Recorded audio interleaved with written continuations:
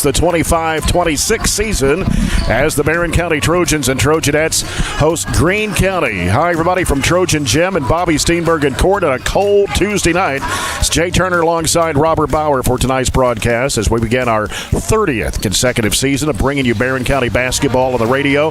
Our studio producer tonight is Luke Pritchard, Aaron Russell, and the BC Live crew providing the live stream.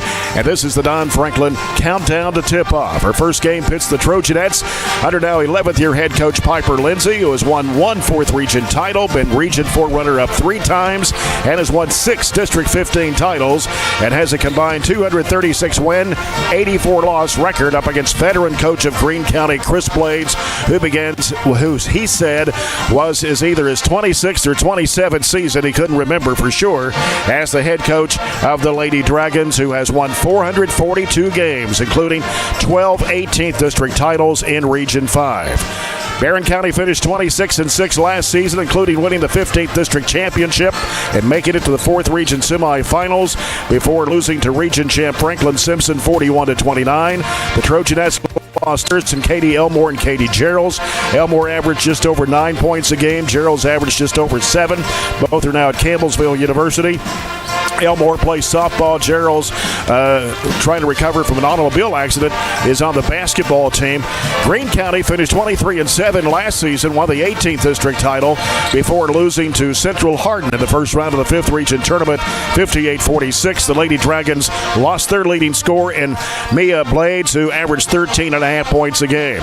Trojanettes returned leading scorer in junior Shelby Bird, who averaged 14 points last season, was voted the second best player in Region 4, and 2 other starters in senior Ann Ashley Atkinson and sophomore Mahala Burton. Barren County is favored to win the 15th district title again this year against Allen County, Scottsville, Glasgow, and Warren East, and are ranked number 1 in the preseason 4th region poll and several preseason polls in what could be a chaotic run to the 4th region championship this year. The Lady Dragons returned 3 of their top 4 scorers, and Scout Brockman just over 12 points a game last year. Chloe Fortner also averaged 12, and Molly Dixon just over 9.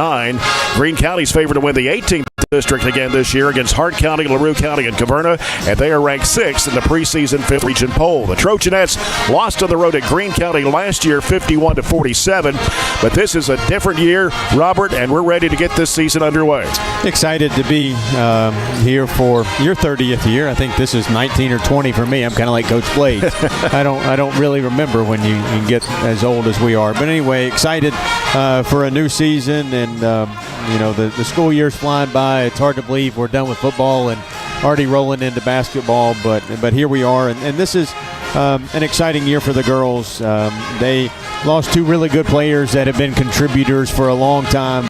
Solid presences in the 2 that we lost, and you mentioned that, but when you look ahead, I think this team has an opportunity to have as much depth or more depth than we've had in a long time.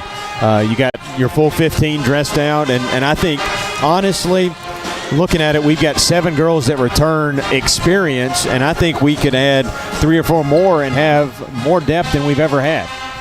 When you look at maybe 10 could see playing time, and the drop would not be very significant. So I think, over the course of the season, we're going to have plenty of opportunities where we should be able to get those young kids experience and be able to find out how they can before we narrow that rotation as you head into the January and Februarys. But Greene County is a team that's always played us really tough. We lost last year up there before, and then we took a break. We hadn't played them since 2019 before last year. This is a game I think we need to play because they're always a good test to start the year. They're always well coached, and Coach Blades. But you look at it, outside of a 34-point win that we had in 18, everything has been single digits. We lost by 1, lost by 5, lost by 5, won by 4 in double overtime. So this is always a game, we go in number 1 ranked team in the region, if you will, by some polls. You expect to win, but at the same time, this is a team that you can't overlook. This is the tough opening week for us. We go to E-Town on Friday. The Malia Courtney girls ranked top 15 in the state as a player, and even though they've lost their best player last year and the coach's daughter, the Blades girl.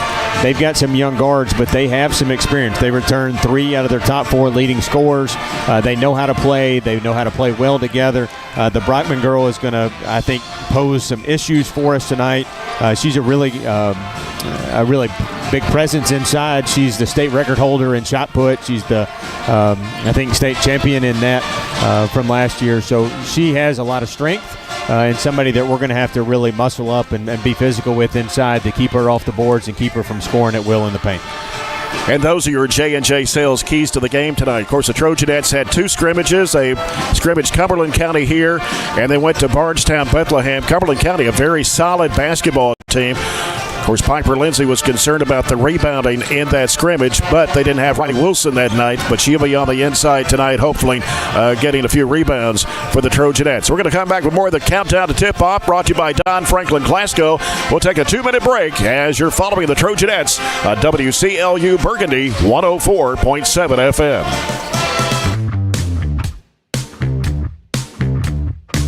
At Don Franklin, we're about more than just selling cars. We're about families, generations of them. Founded by my parents in 1968, we've been here growing alongside you. From the first family car to the newest model for the next generation, our values of trust, care, and commitment are in every handshake, every deal. With over 5,000 vehicles to choose from, check them all out at DonFranklinAuto.com. Don Franklin, driven by family.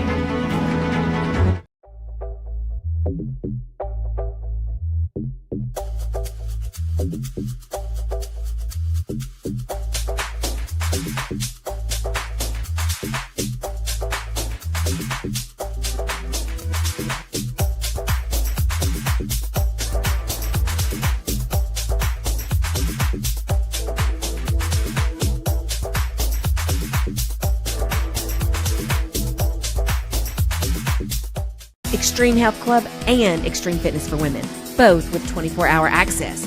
And Extreme Blend Smoothie Bar to help you refuel and recover. Over 8,000 square feet of weights in Extreme Health Club and ladies only at Extreme Fitness for Women, including tanning beds, both with access to saunas, infrared saunas, and the 90-degree saline therapy pool. You'll love the wide variety of classes with experienced instructors. Personal training is available and with the best in the business. Call or stop by today and see what everybody's talking about. At Kuzma Family Dentistry, we specialize in changing smiles and changing lives.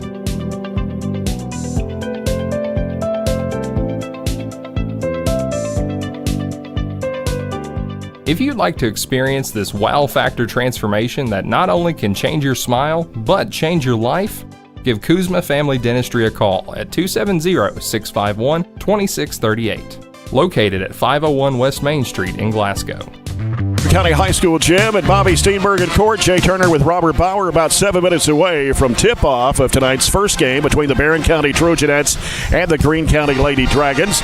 Let's take a look at tonight's starting lineups. They're brought to you by Lakeside Recycling. First for the Greene County Lady Dragons under Chris Blades. They'll start Scout Brockman, a 5'8 sophomore.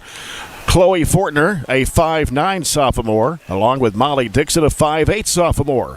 Isabella Clopton, a 5'3 freshman. And the other starter is Bailey Willis, a 5'10 senior. So they have 3 sophomores, a freshman, and a senior in the lineup. Brockman last year, as I mentioned, during the pregame, averaged just over 12 points a game and 8 rebounds. Fortner also averaged 12, and Dixon averaged just over 9 points a game for the Lady Dragons. And again, they're ranked 6th in Region 5 in the preseason poll, behind Taylor County, who's ranked number 1, Bardstown, Elizabethtown, where the Trojanettes will play on Friday night, Nelson County, and John Hardin in the top 5 of Region 5. Piper Lindsay in her 11th season here at Barren County. Assistant coaches Brent Spillman and Michael Toms, 2 of her assistants not here tonight due to middle school basketball games going on. Billy Michael Dyer and Mia Long are the other 2 assistants for the Trojanettes. And the starting lineup goes this way for Barren County tonight. Number 24, Shelby Bird, a 5'8 junior who averaged 14 points and 4 rebounds last year. Mahala Burton, number 3, a 5'7 sophomore, averaging 5.8 points a game last year. Addie Slagle, number 11, a 5'3 sophomore, averaged just over 5 points a game. And Ashley Atkinson, number 35, a 5'10 senior, who averaged just over 6 points a game and 4.5 rebounds. And Riley Wilson, number 32, a 5'10 senior, who averaged just under 3 points a game for the Trojanettes. The Bowling Green Daily News, the first preseason poll that came out this afternoon. Barren County rated number 1 in the region. Metcalfe County second. Cumberland County third.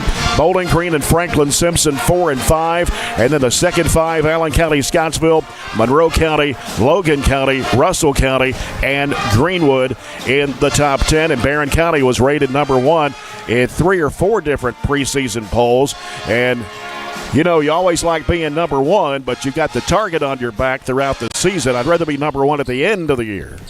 Yeah, and I'm okay with preseason polls being what they are. I mean, you have so many outlets now trying to put out polls, and a lot of them, unlike us, don't follow teams and don't really know anything about them. They're more statewide people putting it out.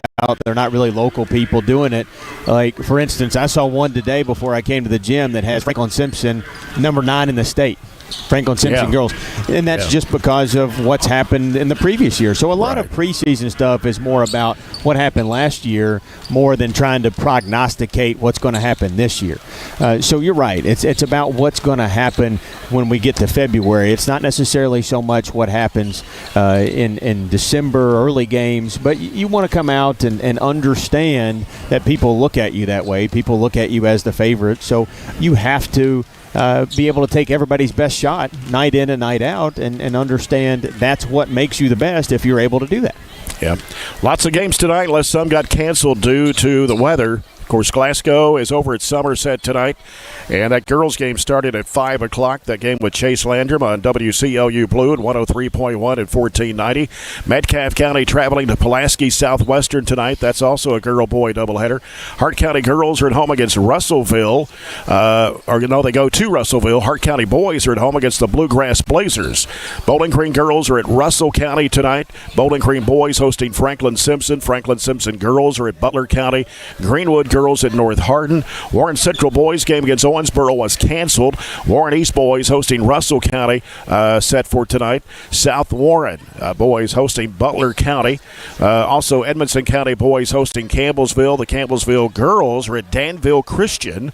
Cumberland County girls and boys are at Adair County. Clinton County girls are at Foundation Christian Academy. Logan County girls hosting Davies County tonight.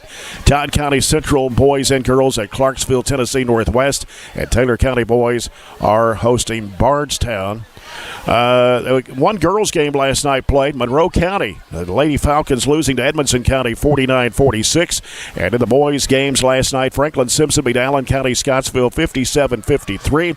Greenwood beat Breckenridge County 83-67. Danville Christian over Russell County by 30, 75-45. Adair County beat Elizabethtown 72-58. The Trojans will be at Elizabethtown and the Trojanettes on Friday night. And Clinton County defeated McCreary Central last night by a score of 66-49. So a full slate of basketball, unless a few of them got canceled because of weather. Luckily, Barren County was in school today. Warren County was not, and that was one of the reasons. Owensboro got some snow. Louisville got 3 or 4 inches of snow, and so it kind of went to I guess, from the western part of the state, kind of went northeast. It kind of shaved us off.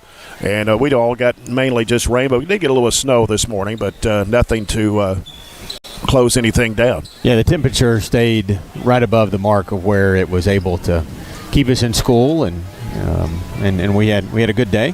So I know some others probably were just tilted on the opposite side of the spectrum. They just had enough to be out of school. So that's just the way snow works around here. It seems like we're always on the borderline between really getting something and really not. So a little bit of a delay. Coach Cunningham put new nets in fourth block today, but one of them got kind of a rip or a tear in it, so they had to go back and get another net. So that's what we're kind of been waiting on. So he's about ready to finish that out, and we'll do the start lineups and start actually close to on time, even if they stopped the clock for a few seconds.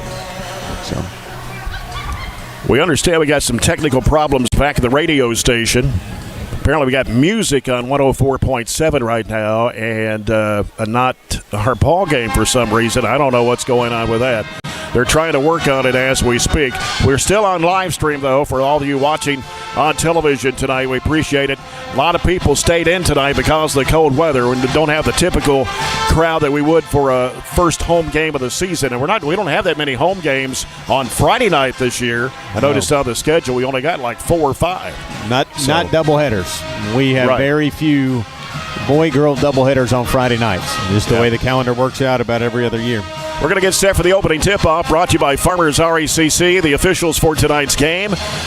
Brought to you by Extreme Health Club and Fitness for Women and ATM Media Solutions. Barry Vincent, Chris Reeder, Lance Willen, your officials for tonight's game.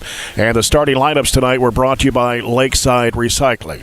We'll come back in 3 minutes with a tip-off after this break here on WCLU 104.7 FM.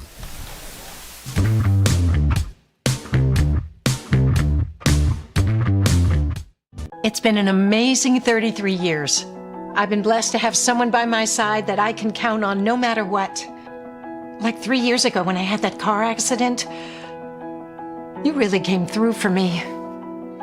So I just want to say thank you, Alan, for being my Farm Bureau insurance agent. Kentucky Farm Bureau, big on commitment. Oh, he's been great too. Growing up is realizing that everyone who told you to eat your breakfast when you were little was actually eating this for breakfast. It's your turn to take your place at the breakfast table and savor the taste of culinary independence with freshly toasted bagels at McDonald's. Indulge in the breakfast you've always wanted and start the day off the right way, your way. Ba-da-ba-ba-ba. Our dental health plays a vital role in our overall health. Practicing good dental hygiene is especially important for children. When was your child's last checkup? Riley Dental Group is invested in making sure you and your family have the healthiest smile possible. They understand a dental visit may prompt anxiety or nervousness, but Dr. Riley and his team offer a variety of solutions, including a comforting and friendly visit from Bennett, their therapy dog. Call Riley Dental Group for an appointment, 651-5939. I just did it, but I waited way too long. Trust me, it's about time you left cable TV behind and started saving with MyStream TV from SCRTC. Already have TV with SCRTC and you still have cable boxes and wires everywhere? Talk to SCRTC about MyStream TV and compare it to your current service. The best thing about MyStream TV, you'll save money and get up to 1 gig symmetrical internet. Visit scrtc.com and click on the MyStream TV logo at the top to start saving on cable today. Southern States and Glasgow knows it's summertime now, but Billy and Lindsay want you to be prepared when the weather turns cold. Hey, Lindsay, it's hot. Well, Billy, you know it won't be that long before folks are needing propane for the heating season. I think it would be great if we could grow our propane business at Southern States Glasgow. We do have great service technicians and an excellent group of guys to deliver propane. Let's do it. Let's grow our propane business. Southern States and Glasgow is your local propane dealer. If you haven't heard. To follow, Greene County in dark uniforms with green numbers and lettering and green across the front of their jerseys. Looks like Barren County's got some new. We got some new Trojanette uniforms this year. The white with gold. Get gold script.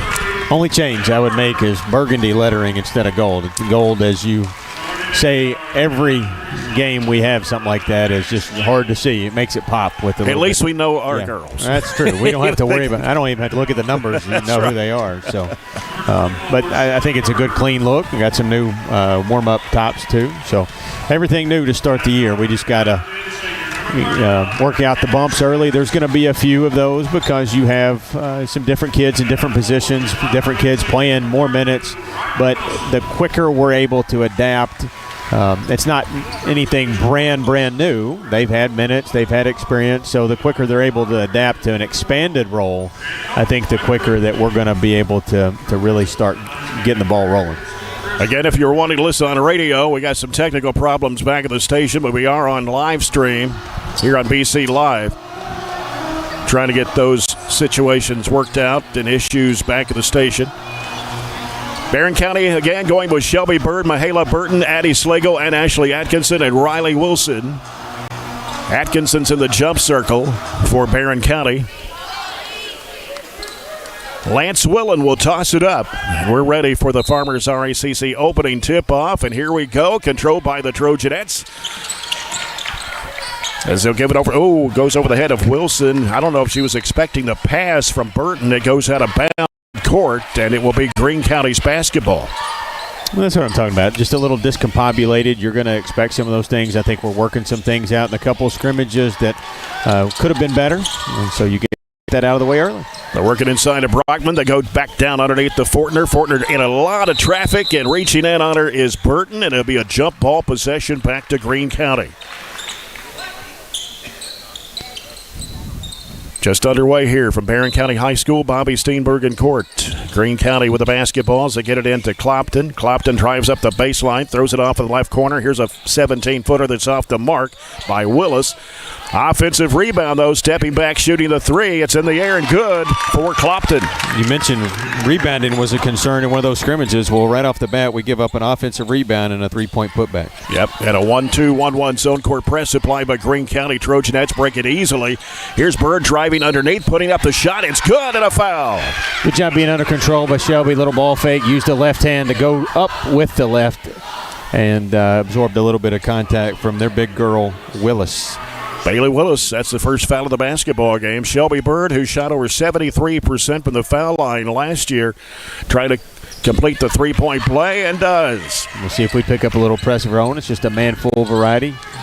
Not really getting after it, just kind of enough to bother him. Yep, Fortner with a basketball with the left side of Brockman. Brockman covered up, slapped away by Bird and the Barren County bench. They got good size. We talked about that earlier. 5'8", 5'9", 5'8", 5'10" is 4 of their 5, and the other's kind of a 5'2" guard. But overall, all 4 of their 5 positions have decent size. We just have to body up and kind of be strong as they are. With it out front is Brockman. She hands it off to Fortner, getting pressure from Burton. Sends it off the right side now to Clopton. Clopton, one dribble, back out to Brockman. Brockman sends it off the left side now to Fortner. Yep, that was an extra step there. Back out in front it comes to Dixon. Dixon will send it back over the right side. They work it down low into Willis. Willis trying to post up in there against Wilson, and she loses a handle. Trojanettes coming back the other way. Bird into the front court, down the lane, goes in traffic, puts it up, and drops it in. Well, split 2 defenders there. Did not have numbers, but kind of kept going, and we'll pick up a foul in the backcourt. The foul is going to be on Burton. Her first, team's first. As Burton putting the pressure onto the backcourt against Fortner, she'll have to be careful not to pick up that second one. Greene County kind of has the same size. They knock it away, but comes up with the basketball. It's kind of like Cumberland County in a way. Ball knocked away by Wilson. Slagle's got it with the Trojanettes. She'll work it into the front court. Sends it left side. It's Burton on the wing. Back to Slagle. Fires a long three. That's an air ball that goes out of bounds. Get that one out of the way. Just over 2 minutes gone here in the first quarter. Barren County with a 5-3 lead over Greene. You see, the size doesn't necessarily translate into good ball handling. They are really struggling handling the ball. Got a young guard out there, I've said a couple of times, and the others just aren't very comfortable doing the ball handling. They try to set a double screen there for Fortner. Gets it down to Willis. Posted down low. Here's a shot off the window that's no good. Battle for the rebound. Bird gets out of there with it.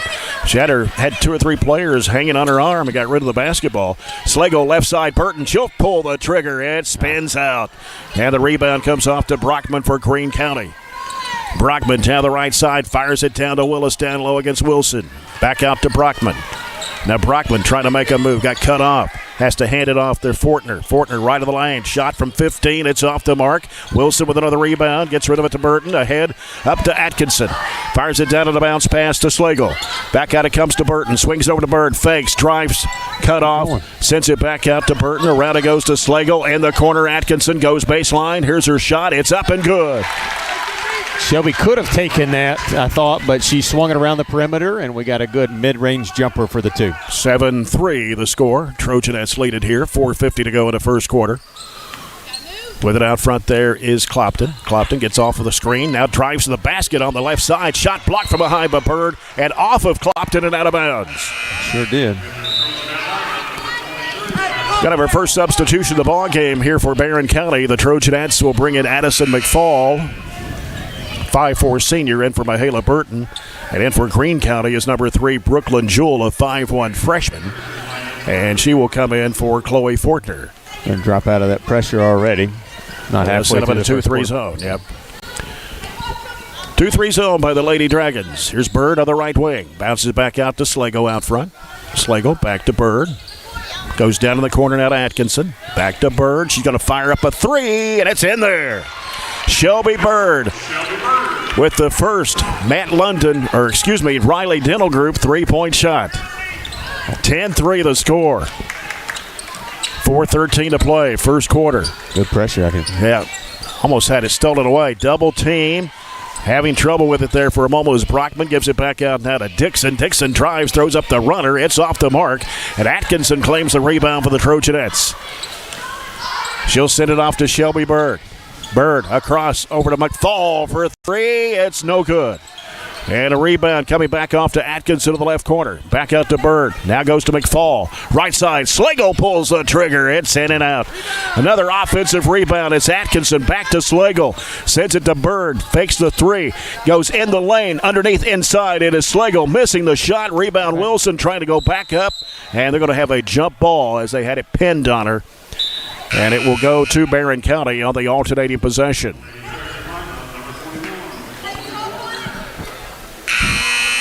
And they're going to get number 20, Kylie Hargan, in the ball game, a 5'6" freshman for Greene County.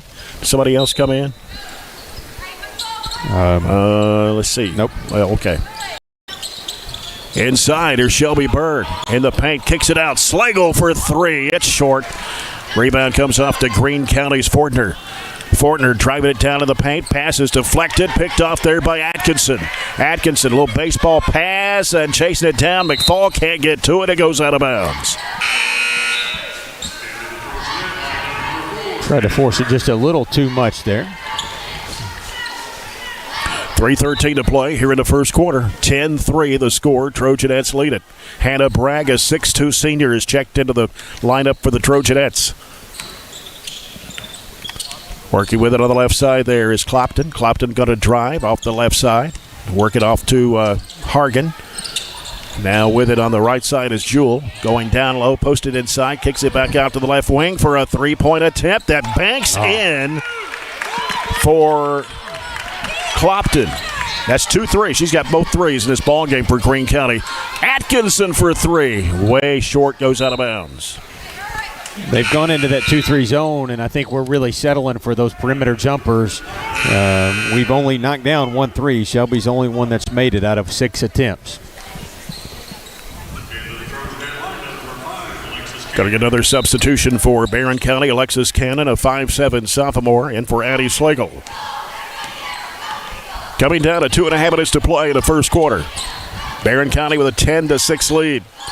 Greene County with the basketball. They dump it down low right side of the lane, and Bird takes it away from her, slapped it away, goes out of bounds.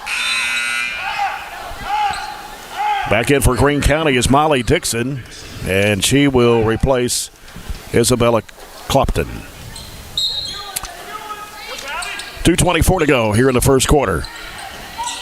Having trouble, have to get it out finally, and Bird almost picked. I don't know about that one. Shelby Bird commits the foul. That is her first team second of the quarter. So Greene County basketball out of the side across the way. Dixon will toss it in. Comes into Fortner. Fortner gets with the basketball to Brockman out front. They go down low, and here's a shot going up, no good. We're going to have a foul called here, and that's going to send Greene County's Molly Dixon to the free throw line. Foul is on Alexis Cannon. Her first, team's third. And Dixon was a 58% foul shooter last year for the Dragons. Drops that one off to the right side of the rim. And Ashley Atkinson back in for the Trojanettes, giving Shelby Bird a break. 2:16 to go here in the first quarter. Dixon back of the line for one more. It's on the way, and it's good. And it's a 10-7 ball game. Greene County has come back with 4 straight on that three-pointer by Clopton, the free throw by Dixon. Cannon gets it out to Atkinson, sends it over to McFall to the left wing. McFall Dumps it off to Burton, who's back on the court now for Coach Piper Lindsay. Pass diagonally was deflected, but caught by McFall. And now they hook it back to McFall for a three-pointer. It's no good. Rebound comes off to Fortner for Greene County. Ahead, up court, underneath. We're going to have a foul here as Bragg will commit to foul, and they'll send Dixon to the free throw line for Greene County to shoot two. They threw it ahead, and Hannah committed to the block. Got a little bit of the body, even though she got clean ball up top. It was a clear foul.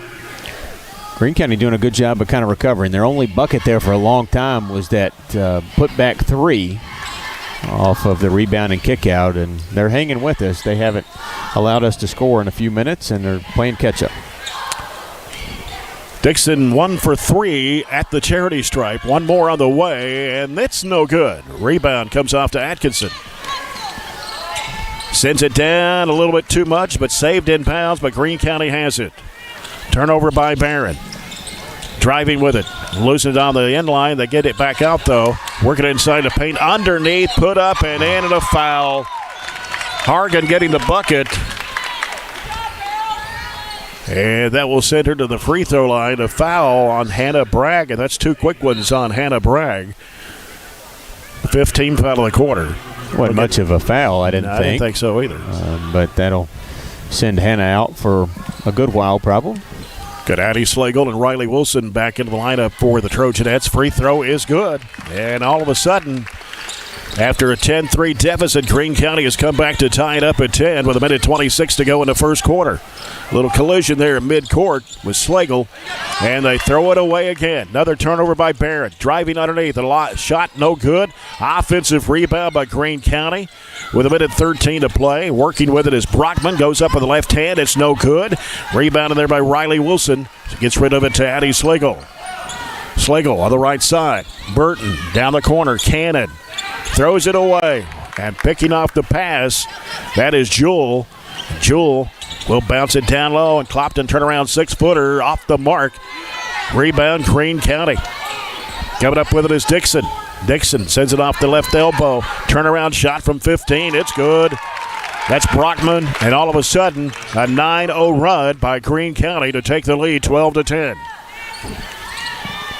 35 seconds to go here in the first quarter. Here's Burton with a bounce pass over to Slagle. Slagle. Couple of dribbles. Out front, Atkinson. Atkinson. And she double dribbled. Turnover number 6, wow, Jay. Too many.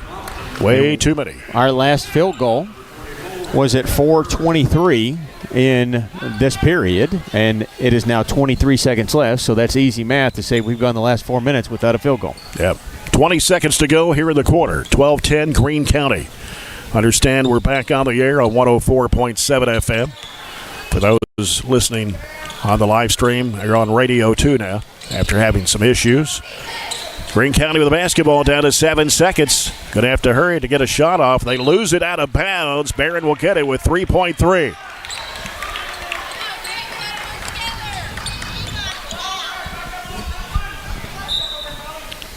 It's Burton getting the ball in play. Slagle's going to have to sling it down the floor. Oh, wow. That thing almost went in. Wow. Close. Yep. 12-10 our score after one. And our first quarter of action here brought to you by Raphael Sports Bar. We'll be back with quarter number 2.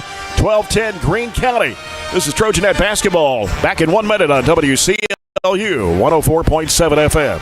There's a new approach to banking. It's called Kasasa, and you'll find it at the People's Bank. Your free Kasasa checking account offers you monthly cashback rewards. The Kasasa cash checking account can earn you a very high interest rate on your balance. Then link Kasasa Saver, and you'll also get a high rate on your deposits. Grow with Kasasa at the People's Bank in Glasgow, Cave City, and Marion. The People's Bank, working for you. Restrictions and qualifications apply. Restrictions may vary. Contact the People's Bank for details and to learn more. Have you injured yourself playing a sport or exercising? Sports medicine experts at TJ Regional Health are trained to get you back on the road to recovery, whether you're dealing with sprains, fractures, knee and shoulder injuries, or other common injuries. Our goal is to prevent illness and injury in active individuals of all ages and help prevent future problems to maximize your performance. Find out more at tjregionalhealth.org/rehab. Patients first, team always. TJ Rehabilitation Services.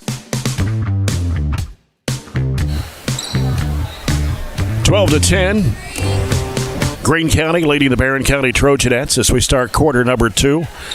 And this second quarter is brought to you by CRS Construction. Jay Turner with Robert Bauer here courtside from Bobby Steenbergen in court. As the Trojanettes trying to trap the ball here and almost take it away by Bird. Greene County got rid of it just in time, though. They work it down to the paint, give it out in the corner for a 3, and it's good. A 2-pointer. Center foot was on the line, and that was Molly Dixon hitting the 2-point basket. 14-10 now, Greene County. They're on 11-0 run over the Trojanettes here. Barren County jumped out to a 10-3 lead and not scored since. And they work it down low. Here's a shot by Shelby Bird. It will not go. Slagle trying to get the rebound, and it's yanked away. Greene County, they throw it long down the court, and it's out of bounds over the head of Dixon. And it'll go back to Barren County. Well, it's a little bit of a combination of a couple things, and the combination of we are shooting mainly threes. 7 of our 13 attempts were three-point attempts, and we only hit 1 in the first. So since they've gone to this 2-3 zone, we're settling for those perimeter jumpers, and we're turning it over. 6 turnovers in the first quarter is way too many. Atkinson fakes, drives, 15-foot jump shot, short off the right side of the rim, and the rebound comes off to Greene County. They pass it down. Goes inside to Brockman to the paint. Almost lost the handle. And they're going to call a jump ball. Somebody got her pinned with the ball. And it will go to Barren on the alternating possession. 6:52 to go here in the first half. Barren County trailing here 14-10. Lost to Greene County last year on the road 51-47. Did not play well. They're not playing well right now after starting out with a 10-3 lead. Scored in a long time, and there's a bad pass. It's broken up, stolen, then slapped away behind Riley Wilson. Bird, Wilson over to Slagle. Slagle heads toward the paint, gives it off on the Burton 3. It is no good, but we've got a foul. And it will be on 21 of Greene County. That is Chloe Fortner. Her first, team's first of the quarter. Mahala Burton at the line, averaged 5.8 points a game last year for the Trojanettes. Free throw is up and good. Barren County starting 2 sophomores, a junior, 2 seniors tonight for Coach Piper Lindsay. 14-11. Breaks a long dry spell there. As that's 14-12. Got one more coming. 6 minutes. 6 minutes without a point. We're still in a field goal drought. Yeah. Hit all 3. Needed those. It's 14-13. Greene County with a 1-point lead. 6:22 to play here in the first half. Waving through traffic, working it down, losing the handle, and now diving in there on the loose ball is Burton. Jump ball possession goes to Greene.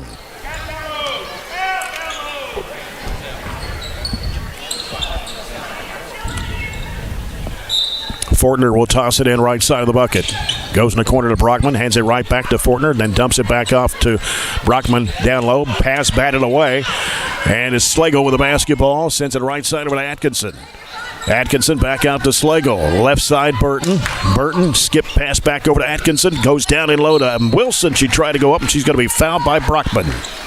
We're not, and that possession shows you what we're not doing. We're not reversing the ball quick enough. We're looking for that 3 first instead of reversing the ball, looking inside. And good job there by Wilson, pinning her defender behind. We got the ball to her. She caught it, and they had to reach over top her and foul it. Wilson's first free throw, no good. Riley Wilson, who averaged 2.7 points a game last year for the Trojanettes. Coming back in for Greene County now is Brooklyn Jewell. As she replaces Dixon. Wilson back of the line. Second shot is good. 4 of 5 from the free throw line. That's all the points for Barren County here in the second quarter, but they've tied it up at 14 with 5:50 to go in the first half. And that should have been a double dribble right there, don't you think? Yeah.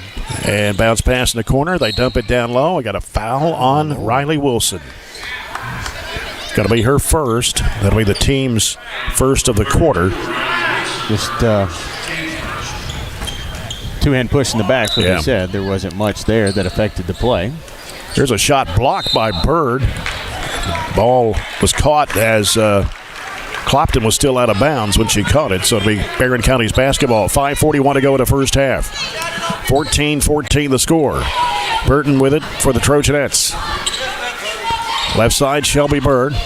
Shelby Bird, cross-court pass is picked off, knocked away, but chasing it down was Atkinson right there at the midcourt line. Atkinson, right wing, dumps it down to Slagle, and a lot of tall timber down in there. Bird tried to go up, had it blocked, got it back, though, and then they try to reach in on her, and they call a jump ball. Possession goes to Barren.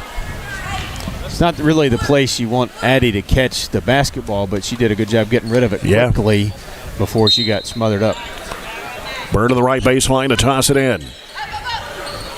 She'll send it out deep, out front Burton. Back to Bird, back to Burton.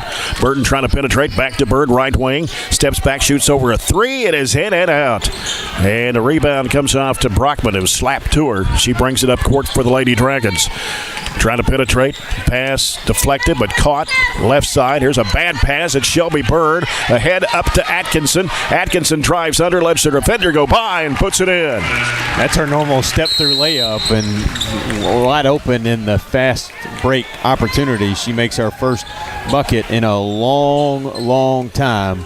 We almost went a whole quarter without scoring. We went from 4:23 of the first to 4:50 in the second without a field goal.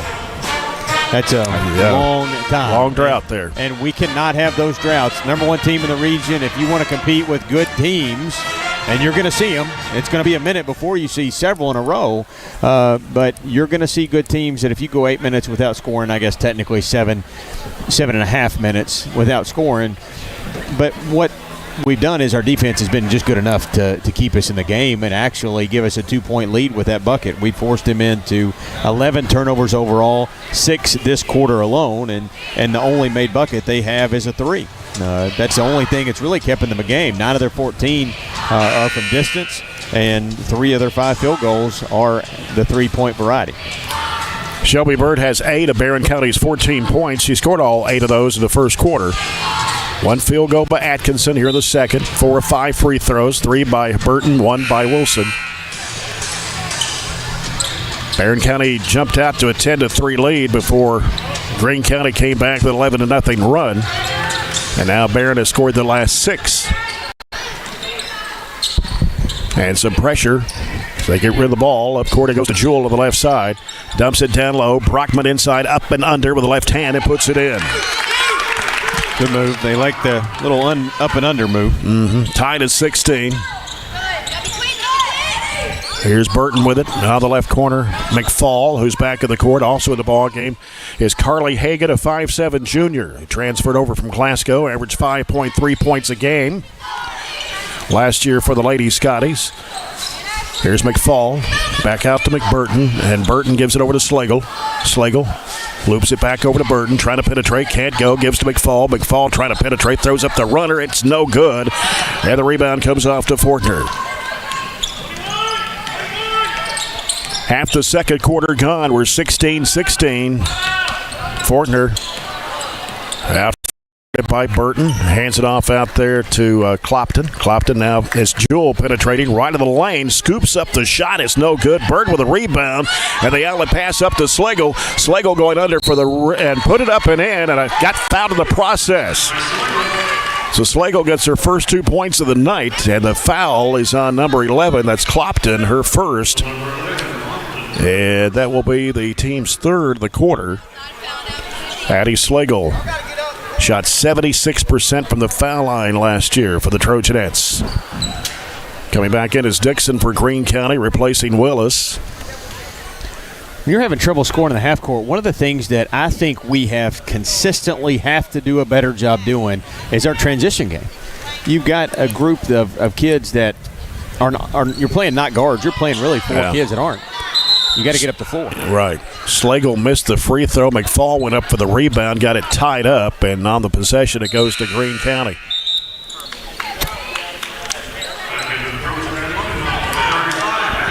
And McFall's having to go into see Dwayne Miller. I'm not sure he got poked in the eye or what. Going to the maybe injury contact lens. I don't know. I want to see where his contacts or not. Pressure in the backcourt to get it across the line. Bounce pass too wide, out of bounds for Jewell, and Barren County will get it right back with 3.5 minutes to play.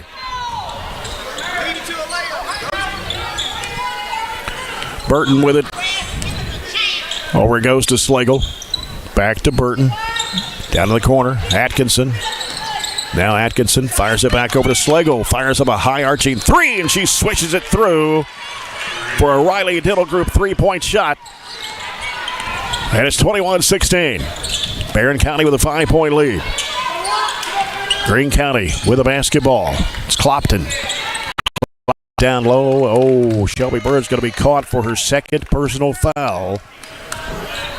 That'll be the second foul of the Trojanettes this quarter. Riley Wilson will check back into the ball game for Shelby Bird. So now you've got Wilson, Burton, Slagle, Atkinson, and Hagan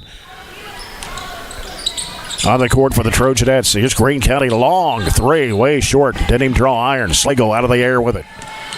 Slagle, as they try to reach in on her. She gets rid of the basketball over to Burton. Burton back to Slagle. Now Slagle back over to Burton on the left side. Bounce pass in the corner to Atkinson. Atkinson throws it back cross court. Slagle throws it back over now to Burton. Burton back over to Slagle. Fires up another three. It is off the mark, and it's going to go out of bounds. I don't think she's hit the iron yet. She's airball. Didn't hit the iron on that three. Just hit net. Right, airball two and switch the other one. 2.5 minutes to play here in the second quarter. Greene County gets the ball down court. They go underneath and trying to back up with a shot. It's no good. Wilson with a rebound. And that ball is going to skip off Burton and out of bounds. We've limited turnovers this quarter. We had 6 in the first. That was only our second quarter. But we still have to. Those little turnovers are ones that you really need to erase. Mm-hmm. Greene County putting the ball in play. Brockman on the right wing. Brockman brings it back out front. Looks over at Coach Chris Blades in Greene County. Now out with it is Fortner. Fortner getting the screen, driving left side with a left-hand dribble in the corner. 3-point attempt in the air, short. And that ball is going to go off of Brockman and out of bounds. Coming in for the Trojanettes now, number 22, Hannah Wilson, a 5'3" junior, and she will replace Addie Slagle. So now the Trojanettes have Wilson, Hannah Wilson, Riley Wilson, Atkinson, Burton, and Hagan. I said we had a chance to maybe play 11. We played 10 here in the first half. Yeah. Hannah Wilson out to Burton, swings it left side to Atkinson. Atkinson pass back to Burton out front. Back over it goes to Wilson. That's Hannah Wilson. Back to Atkinson, left corner. Throws it back across. Hannah Wilson fakes, drives, throws up a 15-footer that's no good. Offensive rebound by Atkinson out to Burton. Trying to penetrate, can't go. Back to Hannah Wilson. They give it in there to Hagan, and Hagan is going to be called for steps. It's a right move, though. We've got to get the ball in. We've got to use shot fakes, ball fakes, pass fakes to kind of move that defense and move the zone so we can have openings. Down a minute to go here in the first half. Spin move up with a shot, good off the window. That's Brockman, her 6th point of the game. 21-18 Trojanettes. I'd like to have it at 10 at the quarter break or half break, but they've done a better job closing the gap. And it's a one-possession game. They go into Hagan, back out to Burton for 3. High off. Offensive rebound, nope, knocked away. Oh, we're going to call Atkinson for poking at Jewel. And so that'll be her first personal, number 3 on Barren County here in this quarter.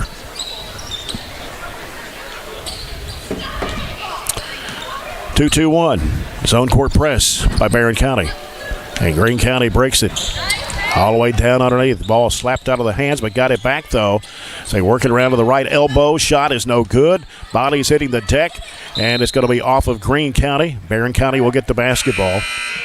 As McFall will return to the court for the Trojanettes, as she will come in for Atkinson. They're going to pick their pressure back up. They're going to go diamond press this time. I think they primarily make decisions based on who our personnel is, and that's what a good coach should do. Yep. 43 seconds to go. They rip it away from Hannah Wilson. They go underneath the Brockman. She misses it too hard off the glass, and it went out of bounds. Barren County's basketball with 37.1. We got really lucky. That was a nice two-man game right in close space between the two of them, and she just threw it off the backboard way too hard. And Burton's in a trap trying to dribble out of it. She does. Heads up court with a crossover dribble. Gets it across the line. Lobs it over to Wilson.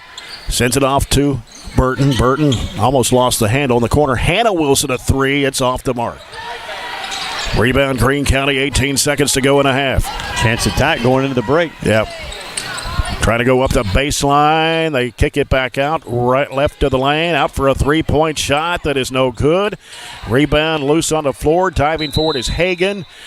And we'll have a jump off with possession arrow to Barren County with 4.6. It's kind of a wasted arrow there unless we're able to make something happen with 4.6. Got to throw it long. McFall gets into the Burton. Burton's going to have to hurry. She gets fouled with 2.2. They had a foul to give. Yeah, that's only their fourth of the quarter. The foul was on, who did put that one on? Fortner? 21. They haven't on. It's not on the board yet, but I think that's who it was on. Time runs out. We don't attempt a shot.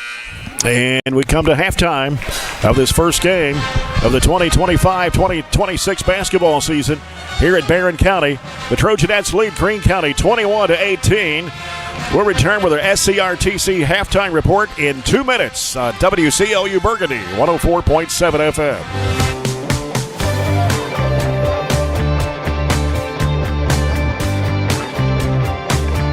We've got you. It's a pledge to make sure you're always taken care of. A pledge that Farmers RECC honors each and every day. When it comes to keeping things running smoothly or getting them back on track when they're not, we've got you. Always. Farmers RECC is a Touchstone Energy Cooperative, your source for power and information. DTS is a non-emergency medical transportation service offered in Barren and surrounding counties. Drivers endure rigorous training before attending their first call to ensure all proper procedures will be implemented. And transporting individuals from one destination to the next is only a part of the mission. DTS desires to make the disabled, the aging, the down on their luck feel seen and loved. If you are a caretaker or work in the medical field and want to know more about DTS, visit DTS-KY.com. At Don Franklin, we're about more than just selling cars. We're about families, generations of them. Founded by my parents in 1968, we've been here growing alongside you. From the first family car to the newest model for the next generation, our values of trust, care, and commitment are in every handshake, every deal. With over 5,000 vehicles to choose from, check them all out at DonFranklinAuto.com. Don Franklin, driven by family.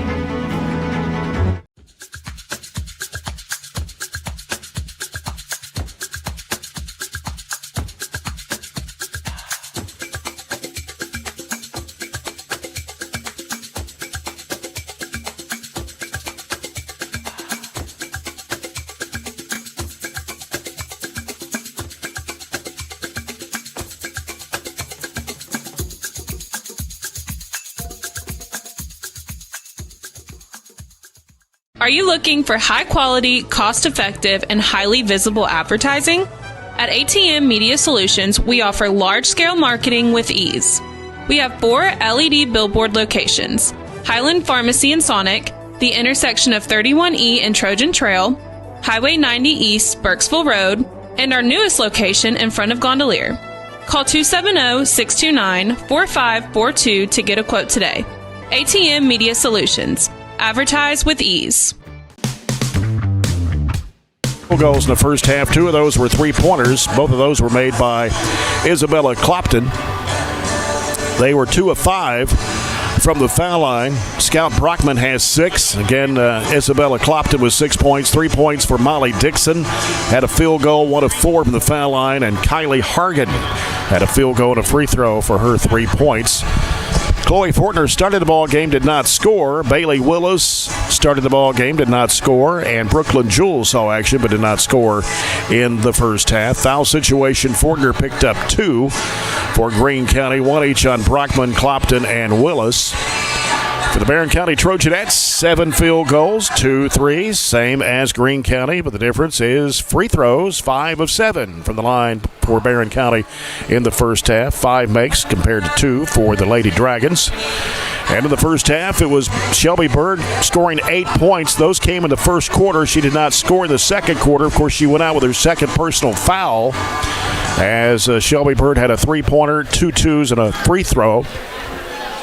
Mahala Burton had a 3-point basket and was 3 for 3 from the foul line for her 6 points, all those made in the second period. And Ashley Atkinson with a couple of field goals for 4, 2 points for Addie Slagle. Or did Slagle hit a 3? She hit a 3, didn't she? Yes. Okay, I failed to put that one down. And 1 point for Riley Wilson. She was 1 of 2 from the foul line.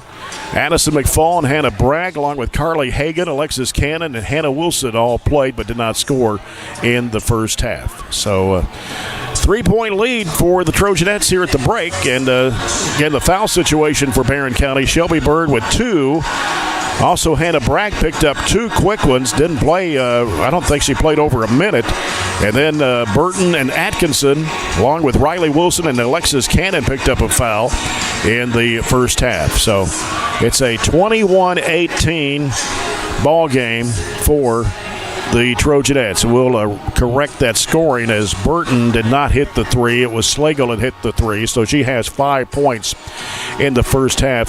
Burton hit 3 of 3 from the foul line, so that's her points here in the first half. And stat-wise, what are we looking at? Now we got a lot of turnovers, and that's not good. Stat-wise, it's almost identical between the two teams. You mentioned both teams hit 7 field goals. Both teams hit 2 threes. So, the turnovers were about equal. The rebounds are about equal. And you just have a couple free throws that separate us here at the break. So we were 7 of 26 for 27%. Greene County was 7 of 24 for 29. They shot just a few less threes than we did. We settled for threes a ton. Almost half of our shots were threes, 2 of 12 from 3, 17%, and they were 2 of 6 for 33. They turned it over 12. We turned it over 10. They out-rebounded us by 2, 18-16. They had 1 more offensive board than we did, 5-4. Honestly, the score should not be where it is. But you lay out a few things. You lay out 10 turnovers. You lay out 7.5 minutes without a field goal. You lay out the fact that you are 2 of 12 from 3 when you are putting up shots. All those things just do not bode well for creating separation. It's a low-scoring game. You have not got any we got 1 transition bucket that I can remember, and that was a 3-point play that Slagle attempted there. We got the ball up the floor quickly. So those are things, they're pressed. They're getting back in the half court. They're rebounding. They're getting back. It's just not really a formula that's been able to create separation for it. Our defense has been really good, I thought. Forcing them into 12 turnovers, a little bit of half court, a little bit of full court. But ultimately, you're not taking those turnovers and converting them into points. You're not executing in a half-court offense, and the 2-3 zone was a super change by Coach Blades. When you're doing it 30 years, you recognize that the full-court pressure wasn't working really early on for him. That's why we got up 10-3. As soon as he drops back in a half-court 2-3 zone, the game completely flips and changed, and from that point on, we only had 11 points the whole rest of the game. Yeah. And so it's simple changes like that, but it's made a drastic difference, and we should be able to figure out a 2-3 zone. We should be able to figure out where the gaps are, where to penetrate, where to kick from, and we don't want just pass around the perimeter threes. We want kick out threes in good positions to score it.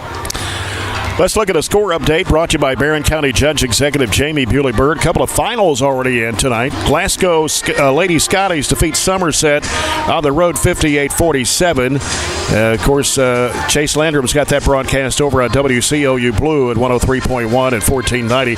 Another final score in. Metcalfe County Lady Hornets lose on the road at Pulaski Southwestern tonight, 67-63, the final there. You got another one? Cumberland County 55 and Air County 44 after 3. That's a girls' score. We'll come back with the second half in just 2 minutes here on WCLU Burgundy 104.7 FM.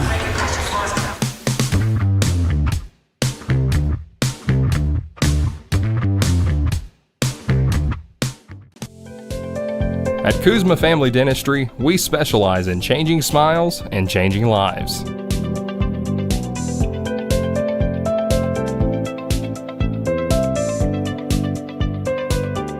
If you'd like to experience this wow factor transformation that not only can change your smile, but change your life, give Kuzma Family Dentistry a call at 270-651-2638. Located at 501 West Main Street in Glasgow. It's been an amazing 33 years. I've been blessed to have someone by my side that I can count on no matter what. Like 3 years ago when I had that car accident, you really came through for me. So I just want to say thank you, Alan, for being my Farm Bureau insurance agent.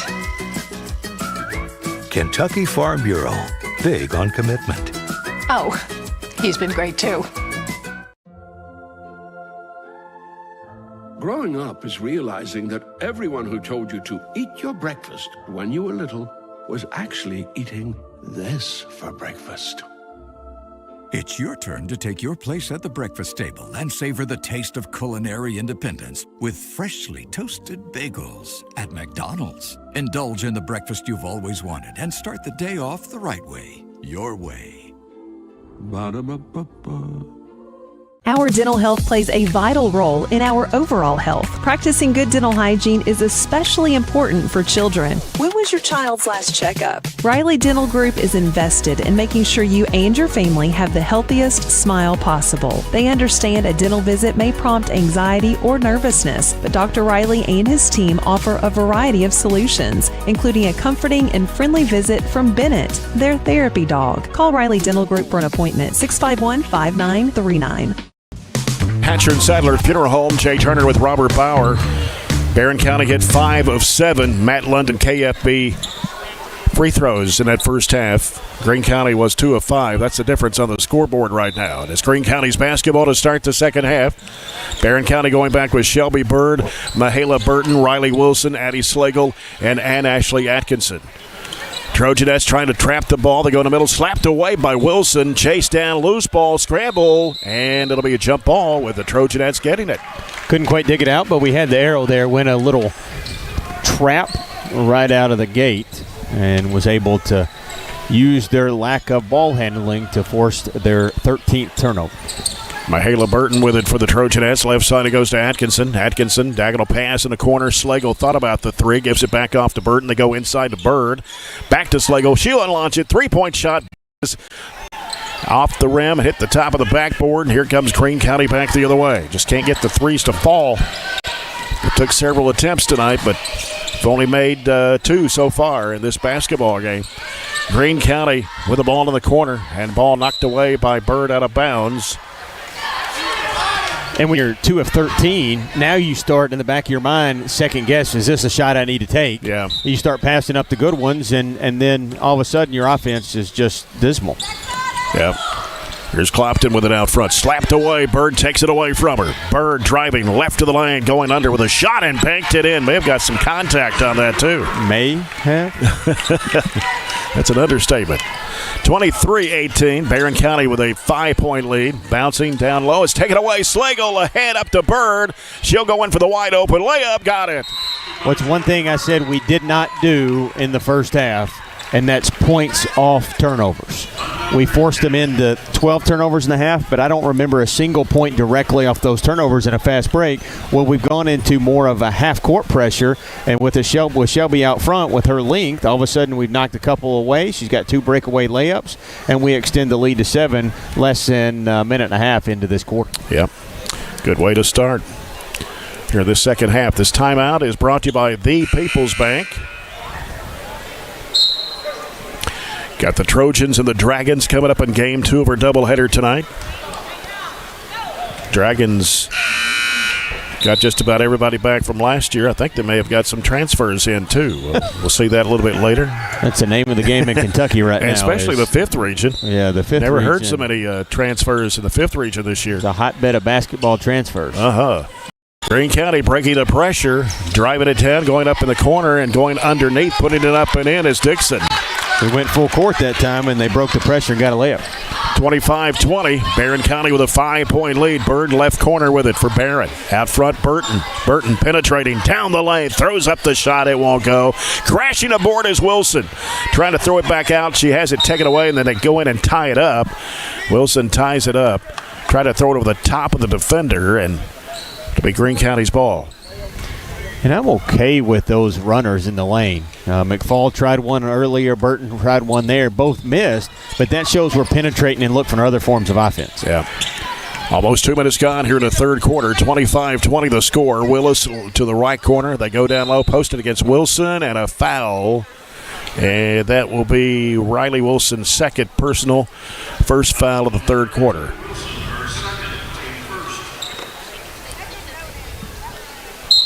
Be Brockman to toss it in for Greene County as they give it to Fortner. And now another foul. We tried to reach in and tie it up, but we were grabbing arm instead of grabbing ball.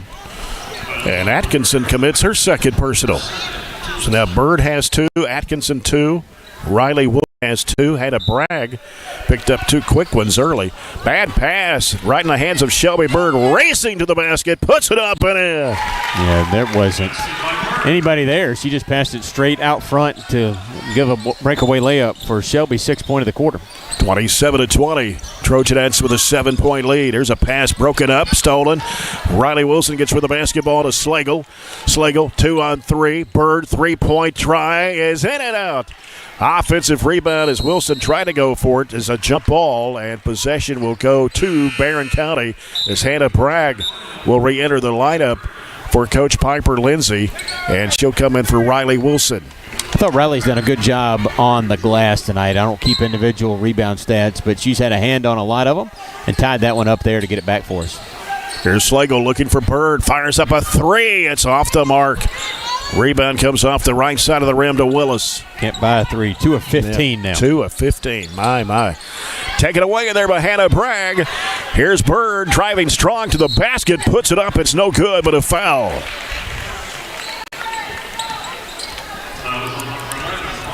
Clopton picks up her second personal. First foul of the third quarter against the Lady Dragons. Shelby Bird with 14 points in the basketball game. That one trickles and falls in. I don't know how that one had just enough rotation to pull itself over the front of the rim, didn't it? 15 now for Shelby Bird, 28-20. Trojanettes. She's got 7 of them in this 2-minute and 45-second stretch to open the half. Second one is good. Make it 8. That's 8 points off turnovers. 8 points off their 6 turnovers in less than 3 minutes, and you create a 9-point separation over that time. Largest lead, yep. Largest lead. Almost another bad pass. Here's a free throw line shot that's going to, halfway down it came out. That was all over the place. Barren County with the ball. Slagle angles down into Bird, puts it up, no good. Crashing aboard is Bragg. Bragg gives it out to Atkinson for 3. It's way short, didn't even draw iron. Bird tries to tap it in bounds. Loose ball.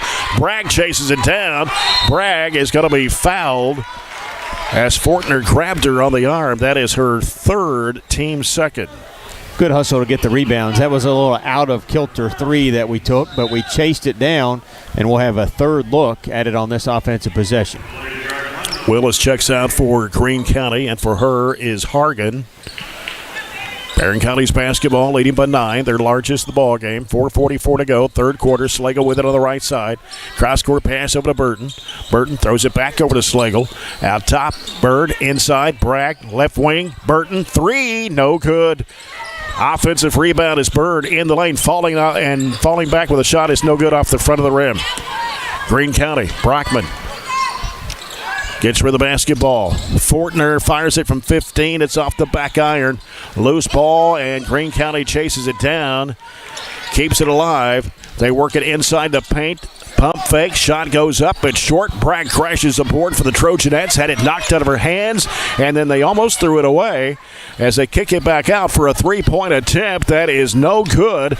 Bragg had it for a moment, lost it, gives it rid of over to Atkinson, and Atkinson will bring it up court for the Trojanettes. Left side it goes to Burton. In the left corner, Bird, a 3. Got it! It's our first one of the quarter, just our third one of the game. We're now 3 of 7, or 3 of 6, or 1 of 6, this quarter. And that's her second Riley Dental Group 3-point shot tonight. The lead is now stretched to 12 at 32-20. Going to have a foul. It's going to be on Hannah. Hannah's got to be careful. Her length is obviously one of her strengths, but she's got to be careful just bringing her arms down instead of just making people shoot over. At the line is Dixon. She's 1 for 4. Now 2 for 5 as she connects on that one. Addison McFall checks back into the Trojanette lineup for Hannah Bragg. Shelby's got all 11 of her points this quarter, doesn't she? She has, 11? 11. She has 19 for the game. Free throw in and out, and I thought should have been a foul right there, but Burton went to the deck. Couldn't grab it, and the defender from behind there just tried to go for it as well, and they end up pushing each other to the ground. She fell out of bounds first. Ball comes in underneath, and Burton is going to be called for the foul. It's a tough matchup. She's got the Brockman girl who's the state champion shot putter there, and that's probably a little bit of a mismatch for Mihaela, but she's going to have to be able to guard if she sometimes gets put in the 3 position like she is right now. Shelby's at the 4, maybe, and Ashley at the 5. She's going to have to guard somebody that's a little bit bigger than her sometimes, and she's going to have to win that strength battle. Brockman hits both free throws, gives her 8 points on the night. It's 32-23. 9-point lead for the Trojanettes. 3:26 to play here in the third quarter. Slagle underneath in there to McFall. She puts it up and in. Nice pass from Slagle to penetrate. And McFall gets her first 2 points tonight.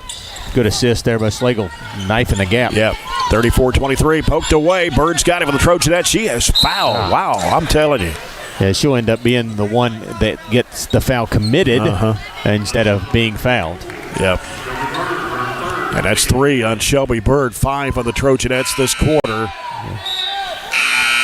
Yep, that'll be the bonus. Yep. Still getting used to that. This is the second year of that rule, but after 5, it's free throws. Carly Hagan has checked in to the Trojanette lineup for Shelby Bird. Clopton at the line. She knocked down 2 threes there early in the first quarter and has gone scoreless since. For Greene County, the first one is good. That gives her 7.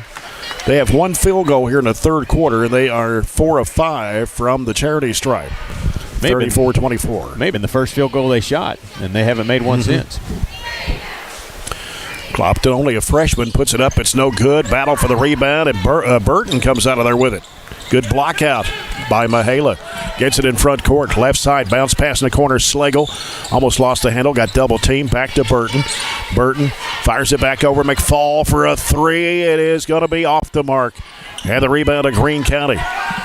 Diagonal pass underneath and a layup that is good for Clopton. In our defense, they haven't got very many fast break opportunities either. That's 2 points. They cut it back to 8. Yep. Here's Hagan. Has it knocked away. In a trap. Bounce pass. Greene County the other way. 8-point Trojanette lead. And a foul on Atkinson, number 3 on her. And go back to the free throw line right there. Yep. It's going to put Fortner at the line, who's gone scoreless tonight. Fortner shot 66.5% from the foul line last year for Greene County. First one is up and good. That's what they shot as a team. They made 2/3 of their free throws. They're 5 of 7 from the line. 34-27. Barren County 2:33 to go here in the third period. Long way from over when it's this low scoring of a game. Isn't it? Second one missed. That's right. Slagle with a rebound. In the corner.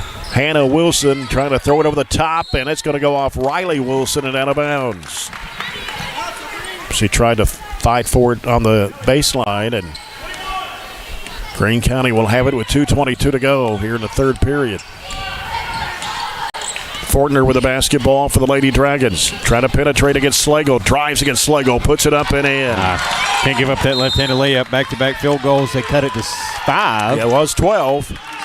Back-to-back field goals. A couple free throws thrown in there since they're in the penalty. And they've cut a double-digit lead down to just a 2-possession game. Yeah, this timeout brought to you by The People's Bank. 34-29 the score. So I said we have a chance to play 11, and Layla Harris is going in. She's our 11th one off the bench tonight, a freshman guard. Yep. We cannot have a drop-off. Now, I understand the starters are starters for a reason, and the reserves are reserves. You can't see a drop-off when the reserves come in. You start having 2 or 3 turnovers, they get 2 or 3 buckets and cut a lead in half. We cannot see that big a drop-off, but the 5 starters aren't going to be able to play the whole game. You got to give them a break. You're going to get in foul trouble like some of them are right now. Like, there's reasons that we need that depth. We might not end the year playing 11 kids, but you've got to figure out who your 7 or 8 that you can really trust, and this is a good time of the year to do it. Yeah. Barren County's basketball, full court pressure by Greene County. And a 1-2-2, 3/4 court trap, but McFall gets it across the line.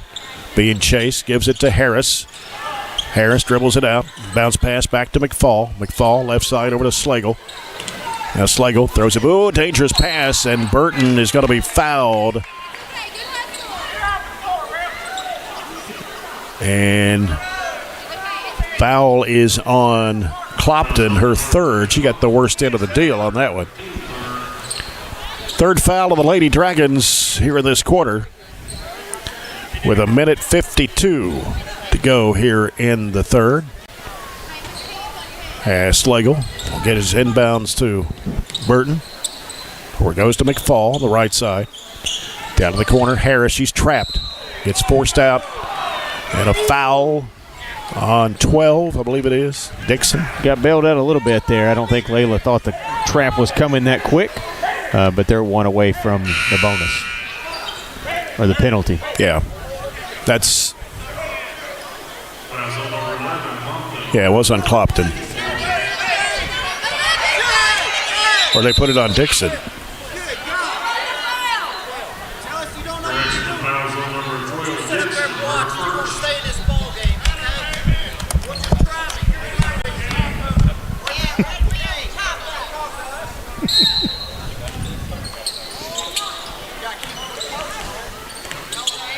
Left side it comes to Harris. Harris, left side, Slagle.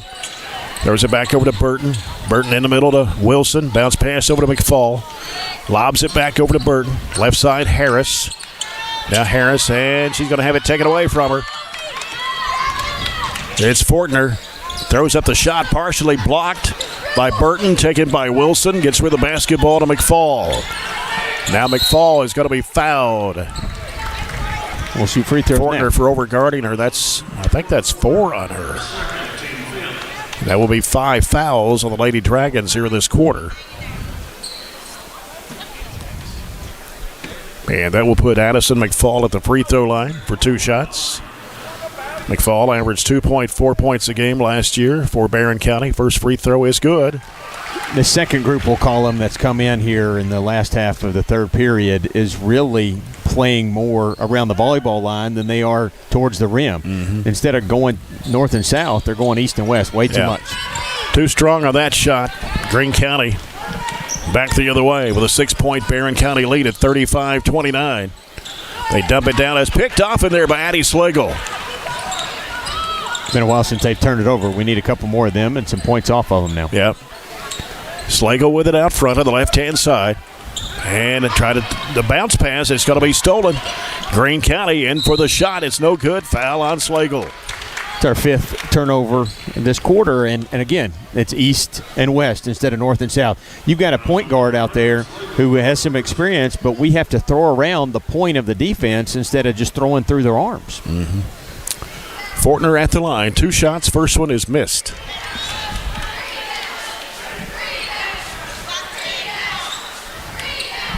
She'll have one more. 50 seconds to go here in the third.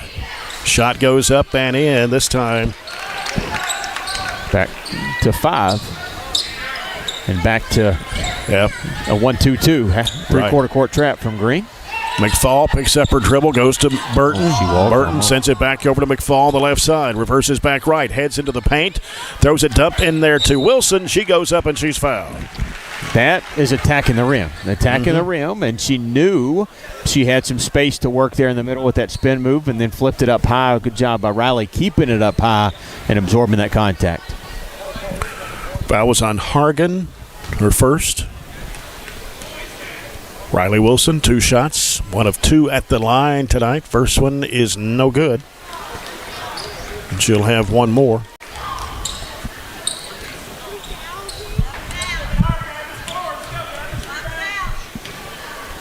Wilson puts it up, and it won't go. Rebound comes off. Wilson 1 of 4 from the stripe. Down to 30 seconds to go. Ball knocked away by Burton and out of bounds. They try to go to Brockman with 28.3. Fortner will toss it in on the right baseline. Looking, trying to force it in there. I don't know about that. Hit somebody's foot, and then I thought she was out of bounds when she got it back. Here's a scoop shot up, no good. Burton has the rebound for the Trojanettes with 18 seconds to play. Right side, Slagle. You got to know the clock here. Yep. Down to 13. There's McFall, left wing. Dribbles it back out. Off to Burton. Penetrating. Dumps it over to inside there to Harris. She put it up and in. I don't know how she slid underneath like she did, but she was able to make the shot and draw the foul from Brockman, her second. I think Layla is going to get more comfortable as she grows of getting to the rim, but you saw right there that's going to be one of her strengths, and the little bit of extra strength she had to get it up and make that three-point play was big to close the quarter. How about that Matt London KFB free throw for Layla Harris, the freshman. 38-30, shot going up at the horn, no good. That ends the third, and we played 3. And it's Barren County 38, Greene County 30. Back after this 1-minute timeout. This is Trojanette basketball on WCLU Burgundy, 104.7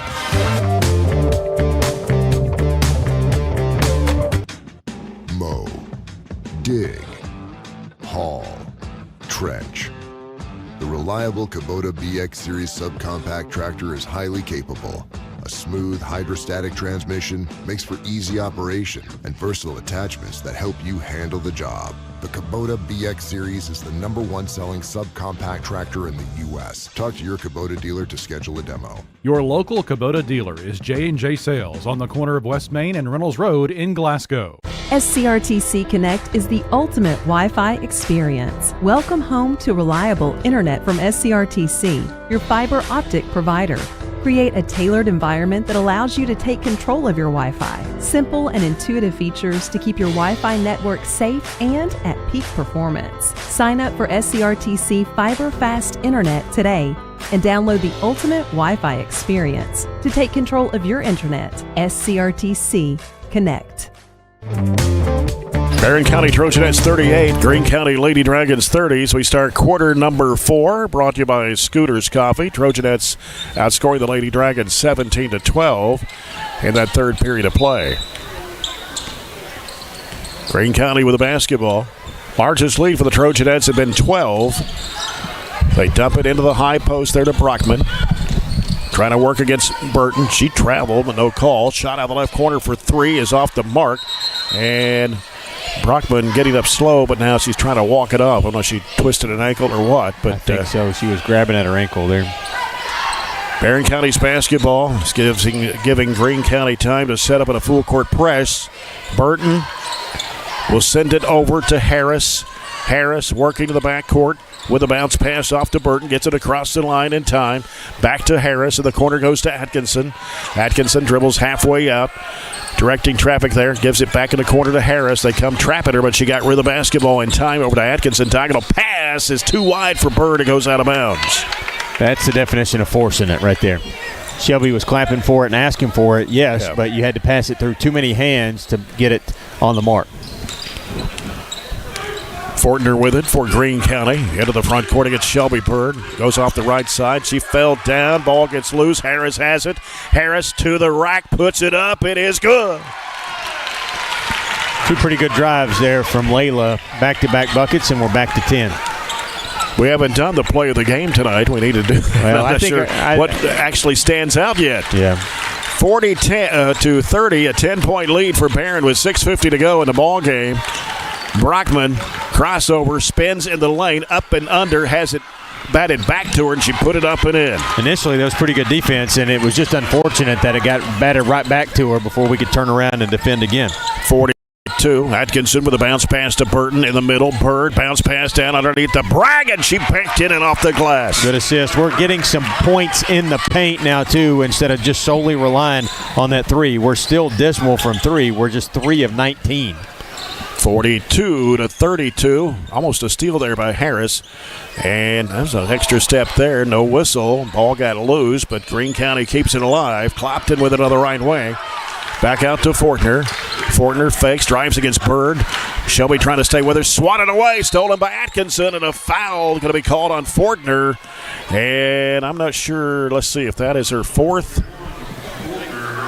That is number 4.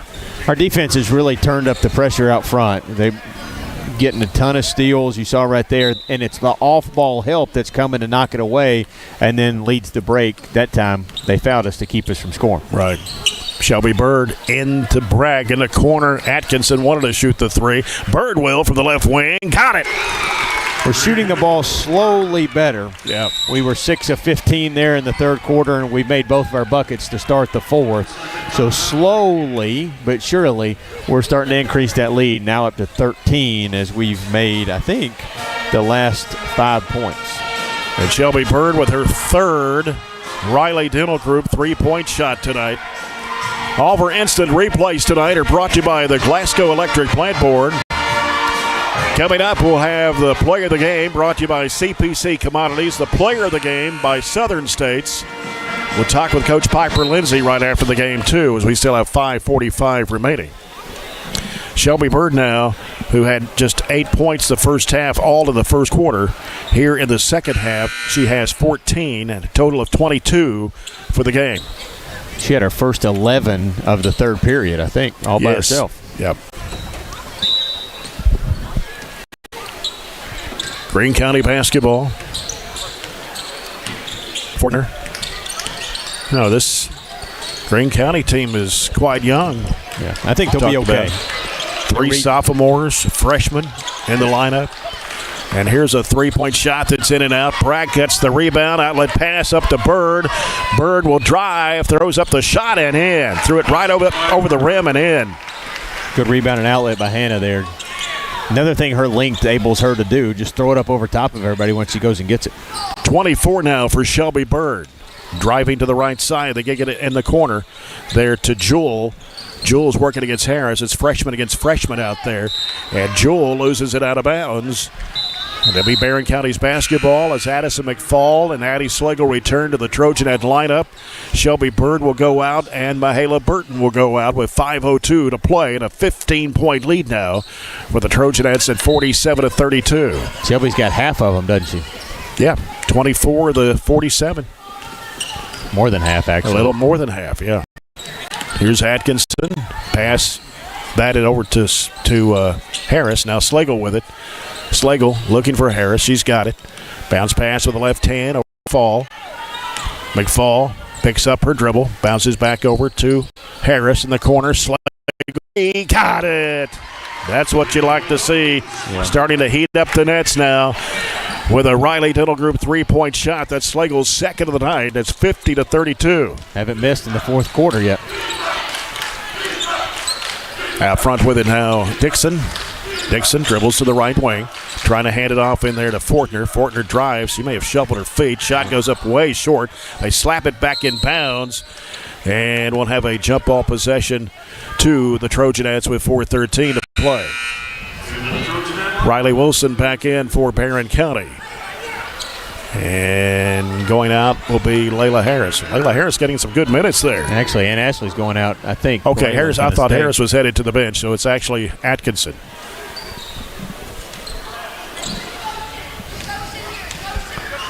.412 to go. It's an 18-point Barren County lead.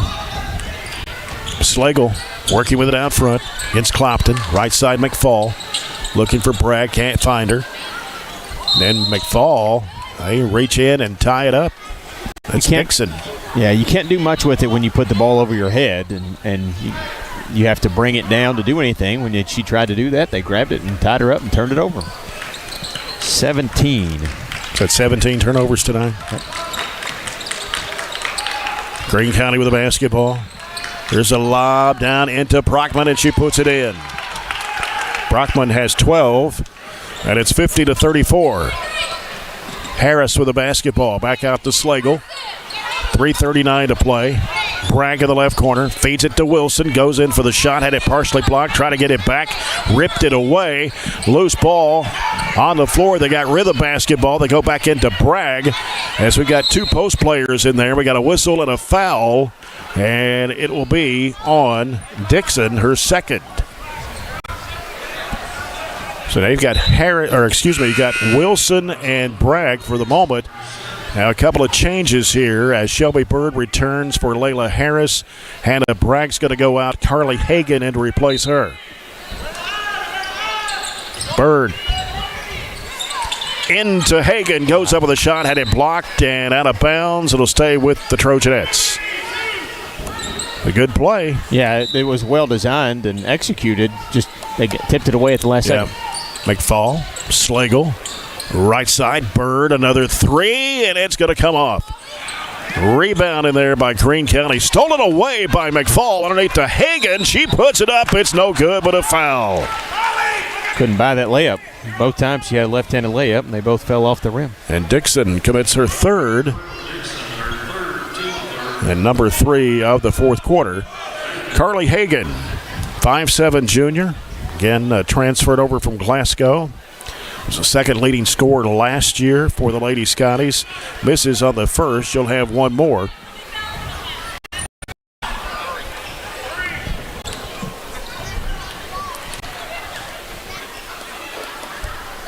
Carly Hagan, her second free throw shot, rims off. Just could not get it to go. Offensive rebound, but Wilson had it for a moment, had it taken away. 50-34, coming down to the 3-minute mark. Driving strong inside. Oh, a lot of collision there, and Barren County comes up with it. Looks like some bowling pins being knocked over. There's Slagle down underneath, trying to go with a shot. A foul here on Greene County. Going to send Addie Slagle to the free throw line for 2. Foul on Clopton. I have her for 4. Yeah, that's right, 4. Addie Slagle, 8 points tonight for the Trojanettes. Here in the season opener, free throw is up and good.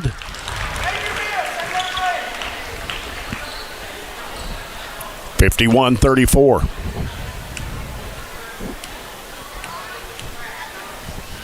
Addie Slagle's second shot, good. She has 10. 52-34. Barren County, 2:46 to play in this one. Dixon with the basketball, diving for the loose ball there for a moment with Slagle. Bounce pass in underneath, reverse up, no good. Crashing aboard Riley Wilson. Off it goes to Shelby Bird into Addison McFall, right side. Addie Slagle up the baseline, shot off the window, no good. Followed it up, no. Then the ball slapped out of bounds. They're going to say it went off Slagle. Mahala Burton and Ashley Atkinson returning to the Trojanet lineup for Addison McFall and Riley Wilson. With 2:24 to play. Fortner with the basketball for Greene County. Works against Shelby Bird out front. Sends it over now to Hagan. Hagan cuts her off. Come back to the left side. Reversing in the lane. Faking the three. Driving at Shelby Bird. Going to call her with a bump foul. Her fourth. Team's first of the fourth quarter. Fortner will toss it in.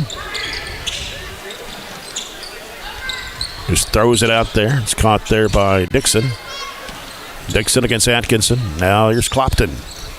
Shovel pass off to Hagan up the baseline. Lost it out of bounds as Hagan cut her off on the baseline. 1:54 to play. As Jewell returns to Greene County. Going out is Clopton.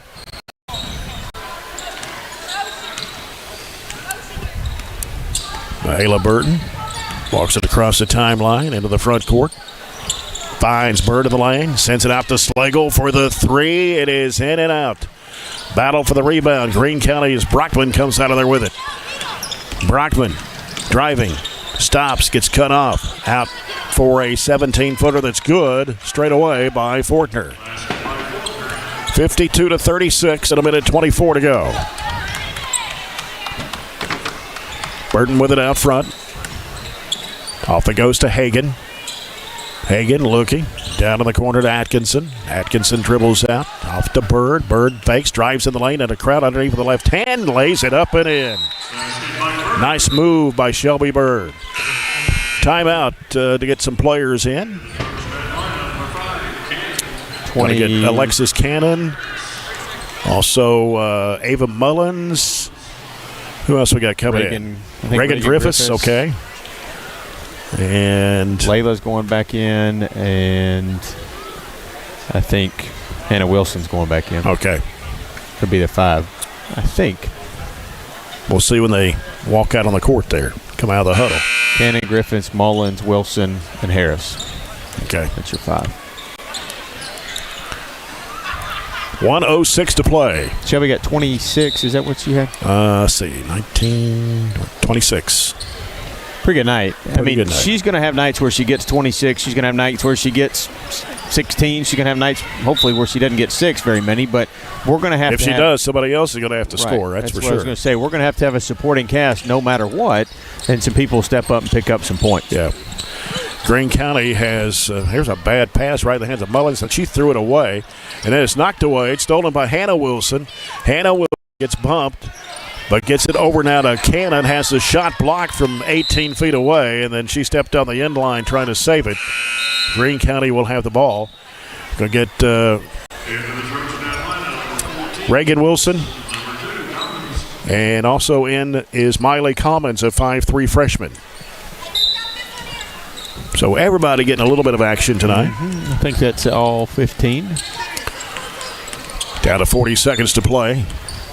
Greene County with the basketball. So they go into the little weave, and driving underneath is Jewel, and she's going to be fouled. So they've got Jaden Darnell in the ball game for Greene County. The foul is on Ava Mullins. And that's going to send Brooklyn Jewell to the free throw line for Greene County. Also, it is Parker Hodges, number 14. She's an 8th grader. Free throw is up and no good by Jewell. And let's see, did I miss somebody? Bailey Bishop in the ball game, I think. Second shot is good for Jewell. 54-37. Commons gets the ball in play. With Cannon over to Commons. Down to the corners, batted loose, out of bounds. Trying to go to Mullins with it in the right corner. Stays with Barren County as Commons gets the ball in play. Out to Cannon, 23 seconds to play. Cannon getting the screen, driving with the left hand on the left-hand side, reverses back out. Here's Commons. Now bounces off to Griffiths. Griffiths leaves it out there with Reagan Wilson. 10 seconds to play. I think we're just going to dribble it out here, just passing around. Not looking for a shot. Commons out top. Griffiths. Here's a 3 by Cannon. It's short, and that will end the ball game. The Trojanettes win it by a score of 54-37 over Greene County to go to 1-0 on the season. Greene County will start the season at 0-1. Got our post-game report coming up, brought to you by TJ Regional Health. And in just a moment, we'll have Coach Piper Lindsay over here for Coach's comments, brought to you by Colton Steakhouse and Grill. So Barren County a lot better second half, especially that fourth quarter. They outscored the Lady Dragons 33-19 in the second half. And we'll get Coach Piper Lindsay in now for Coach's comments. Coach, always good to get that first win of the season. You can't hear me? Okay, well, all right. Let's see what's going on here. Can you hear me now? A little bit, maybe, I think. I don't know what's going on. Yeah, I can hear you now. All right. A little problem. We've had problems all night. But anyway. So did we. First game jitters. Okay, we had some problems, too. You did the first half anyway, and it's always first game jitters and trying to get the season going. You're so anxious to get play in a game and get out of the scrimmages and playing against each other. But had a really good night in the second half. You outscored Greene County 33-19. Yeah, we just had to settle down. We talked about it at halftime. Our defense we were just so disappointed just because that's not how we've been practicing for the last 3 months. That's not what we've been doing. It's just like we kind of forgot about, our just basic fundamentals, and luckily, like you said, we settled down. And I'm just going to compliment Shelby. She after we come out in the third quarter and she said, "Can we go one?" And I'm like, "No, because you were the reason." And I kind of got on her a little bit. She was like, we just kind of said, "Can you do what you're supposed to do?" And she said, "Yes." And we see what we did. We had 3 or 4 straight turnovers and quick buckets. So. And that's kudos something you definitely want to improve on. You had 26 turnovers tonight for the game. You're lying. 26 turnovers? Whew. Yeah. Robert kept up with it. I don't know. No, Green County. Oh, they had 26. Okay. Oh, okay. I thought you meant we. I thought you meant we did. Okay. Sorry okay. about that. All right. Well, we didn't want to have 26 turnovers. No, I'm glad we didn't, Jay. Come on, get your facts straight. Get your stats right. 26. I think the number 26 came because Shelby Bird had 26 points. Okay. All right. There we go. We'll take that. Yeah, we'll take that over 26 turnovers. Absolutely. What did you see that you need to improve on before Friday night's game against E-Town? Well, I think, like you said, our defense, which wasn't initially, and then I do feel like we turned the ball over at times when we shouldn't have. I mean, I know we only had 10, but still it seemed like it a lot more than that. I think that would be one of the main things. Rebounding, we were okay, but got to do a better job of finding bodies and just kind of like being strong with the basketball. I feel like they poked it away a lot, and then I think as far as our zone offense goes, we just settled and we passed it around the perimeter entirely too many times. We've got it. We keep telling them, attack the zone, attack the gaps, and I think that would be another thing we really need to work on. I know you were trying to come up with different combinations to get the right combination in there. Times you had 5 guards in there. Times you had 2 post players in there. And it depends on what team you're playing, I guess. If they got post players, you want to match up to them. Right. But when you've got guard play like you have, of course, our threes weren't falling tonight like they did. Now, we did hit 3 in the second half, but they were something like, Robert had it a minute ago, 3-point attempts tonight, 3-point attempts. We were 5 of 24. 5 of 24. Got up a lot of them, but they were good looks too. And a lot of them went all the way down. Addie's did, Shelby's did a couple of those. But back to as far as our lineups or our rotation or whatever, that's the beauty of it. This team is so just unique and versatile, where you can just put, like you said, we can go 2 bigs and 3 guards. We can go 4 guards. I mean, you can do so many combinations, and everybody just kind of just goes with it and plays their role and does whatever they have to do, and they're so unselfish. Yeah. Elizabethtown on Friday night up there. They got the Courtney girls back again this year. Pretty good. The coach's daughters. Right. And, we've competed with them pretty well the last few years, but being on the road, what do you think you need to work on before Friday night's game? Well, I know those 2 guards are extremely streaky. We actually saw them at GRC this summer, so we got a chance to play them then. But regardless, we're going to have to take care of the basketball. And as far as defense, we've got to make sure we do a better job, especially on those Courtney not twins, but sisters. That's going to kind of be the main thing. Got to dictate the game. That's another thing we said. The first half, we let Greene County dictate everything. We've got to dictate the pace and dictate the whole game. Do you think your rebounding did well tonight? At times, yes. I thought it was good at times. We got a lot of offensive boards, I feel like. I know Ann Ashley had quite a few. Riley had a couple big rebounds. Yeah, I thought we did rebound it well. Well, Coach, it's always good to start the season 1-0, and we'll try to go 2-0 Friday night up at Elizabethtown. Yeah, it sounds good, Jay. Congratulations. Thank you. All right, Coach Piper Lindsay with Coach's comments brought to you by Colton Steakhouse and Grill. And we'll come back after this 2-minute timeout. We'll go over tonight's full game stats here in our post-game coverage brought to you by TJ Regional Health here on WCLU Burgundy 104.7 FM. Southern States and Glasgow knows it's summertime now, but Billy and Lindsay want you to be prepared when the weather turns cold. Hey, Lindsay, it's hot. Well, Billy, you know it won't be that long before folks are needing propane for the heating season. I think it would be great if we could grow our propane business at Southern States Glasgow. We do have great service technicians and an excellent group of guys to deliver propane. Let's do it. Let's grow our propane business. Southern States and Glasgow is your local propane dealer. If you haven't heard, there's a new approach to banking. It's called Kasasa, and you'll find it at the People's Bank. Your free Kasasa checking account offers you monthly cashback rewards. The Kasasa cash checking account can earn you a very high interest rate on your balance. Then link Kasasa Saver, and you'll also get a high rate on your deposits. Grow with Kasasa at the People's Bank in Glasgow, Cave City, and Barren. The People's Bank, working for you. Restrictions and qualifications apply. Restrictions may vary. Contact the People's Bank for details and to learn more. Have you injured yourself playing a sport or exercising? Sports medicine experts at TJ Regional Health are trained to get you back on the road to recovery, whether you're dealing with sprains, fractures, knee and shoulder injuries, or other common injuries. Our goal is to prevent illness and injury in active individuals of all ages and help prevent future problems to maximize your performance. Find out more at tjregionalhealth.org/rehab. Patients first, team always. TJ Rehabilitation Services. We've got you. It's a pledge to make sure you're always taken care of. A pledge that Farmers RECC honors each and every day. When it comes to keeping things running smoothly or getting them back on track when they're not, we've got you. Always. Farmers RECC is a Touchstone Energy cooperative, your source for power and information. DTS is a non-emergency medical transportation service offered in Barren and surrounding counties. Drivers endure rigorous training before attending their first call to ensure all proper procedures will be implemented. And transporting individuals from one destination to the next is only a part of the mission. DTS desires to make the disabled, the aging, the down on their luck feel seen and loved. If you are a caretaker or work in the medical field and want to know more about DTS, visit DTS-KY.com. There's 9 of 17 for the line, 12 points for Scout Brockman, 9 for Isabella Clopton, 6 each for Chloe Fortner and Molly Dixon, 3 for Kylie Hargett, and 1 point for Brooklyn Jewell. Barren County had 19 field goals tonight. 5 of those were three-point shots. 11 of 18 free throws made tonight by Barren County. Shelby Bird finishing the night with 26, 8 points in the first quarter, 18 in the second half. She had 3 threes, had 7 two-point baskets, 3 of 3 from the foul line.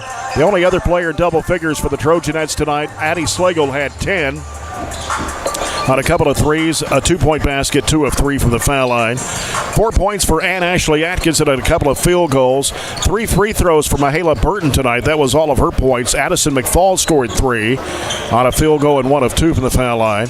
Hannah Bragg had a 2-point basket. 1 point for Riley Wilson on 1 of 4 from the stripe.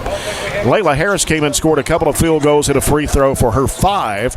And I believe that was it. Carly Hagan went to the line twice, did not hit either one of those, so went scoreless in the basketball game.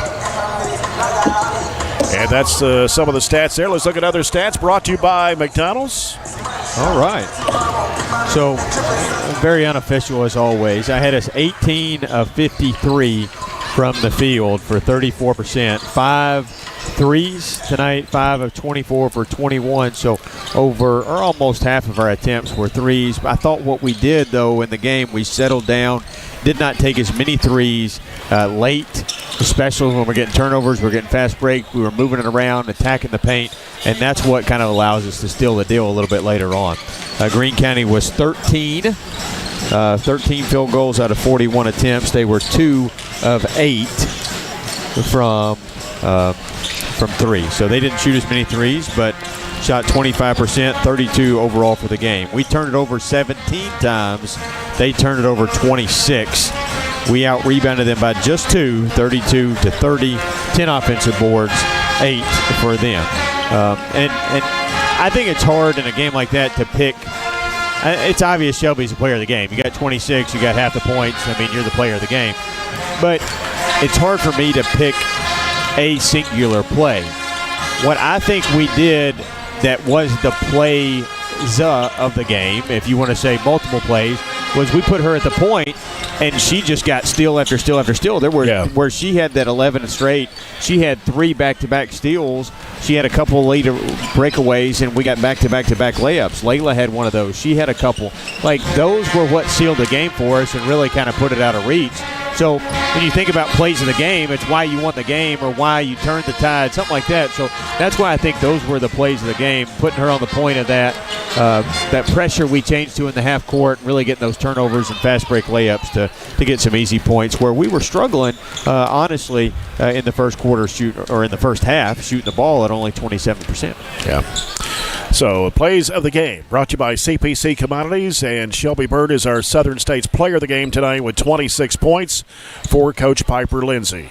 54-37 the final score. We'll come back in 2 minutes and get set for the guys. It's the Trojans and Dragons in Game 2 or doubleheader here on WCLU Burgundy, 104.7 FM. At Don Franklin, we're about more than just selling cars. We're about families, generations of them. Founded by my parents in 1968, we've been here growing alongside you. From the first family car to the newest model for the next generation, our values of trust, care, and commitment are in every handshake, every deal. With over 5,000 vehicles to choose from, check them all out at DonFranklinAuto.com. Don Franklin, driven by family.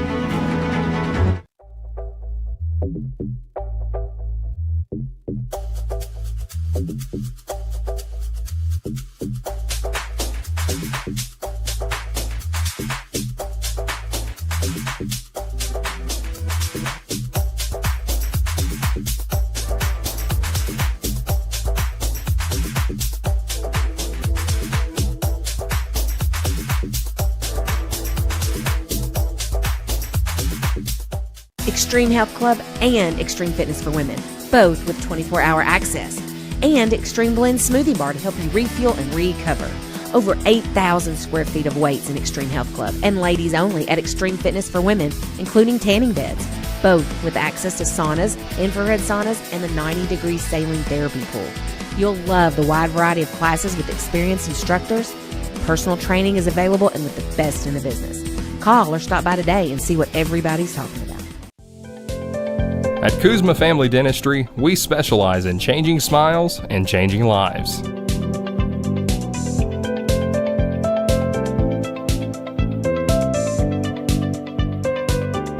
If you'd like to experience this wow factor transformation that not only can change your smile, but change your life, give Kuzma Family Dentistry a call at 270-651-2638, located at 501 West Main Street in Glasgow.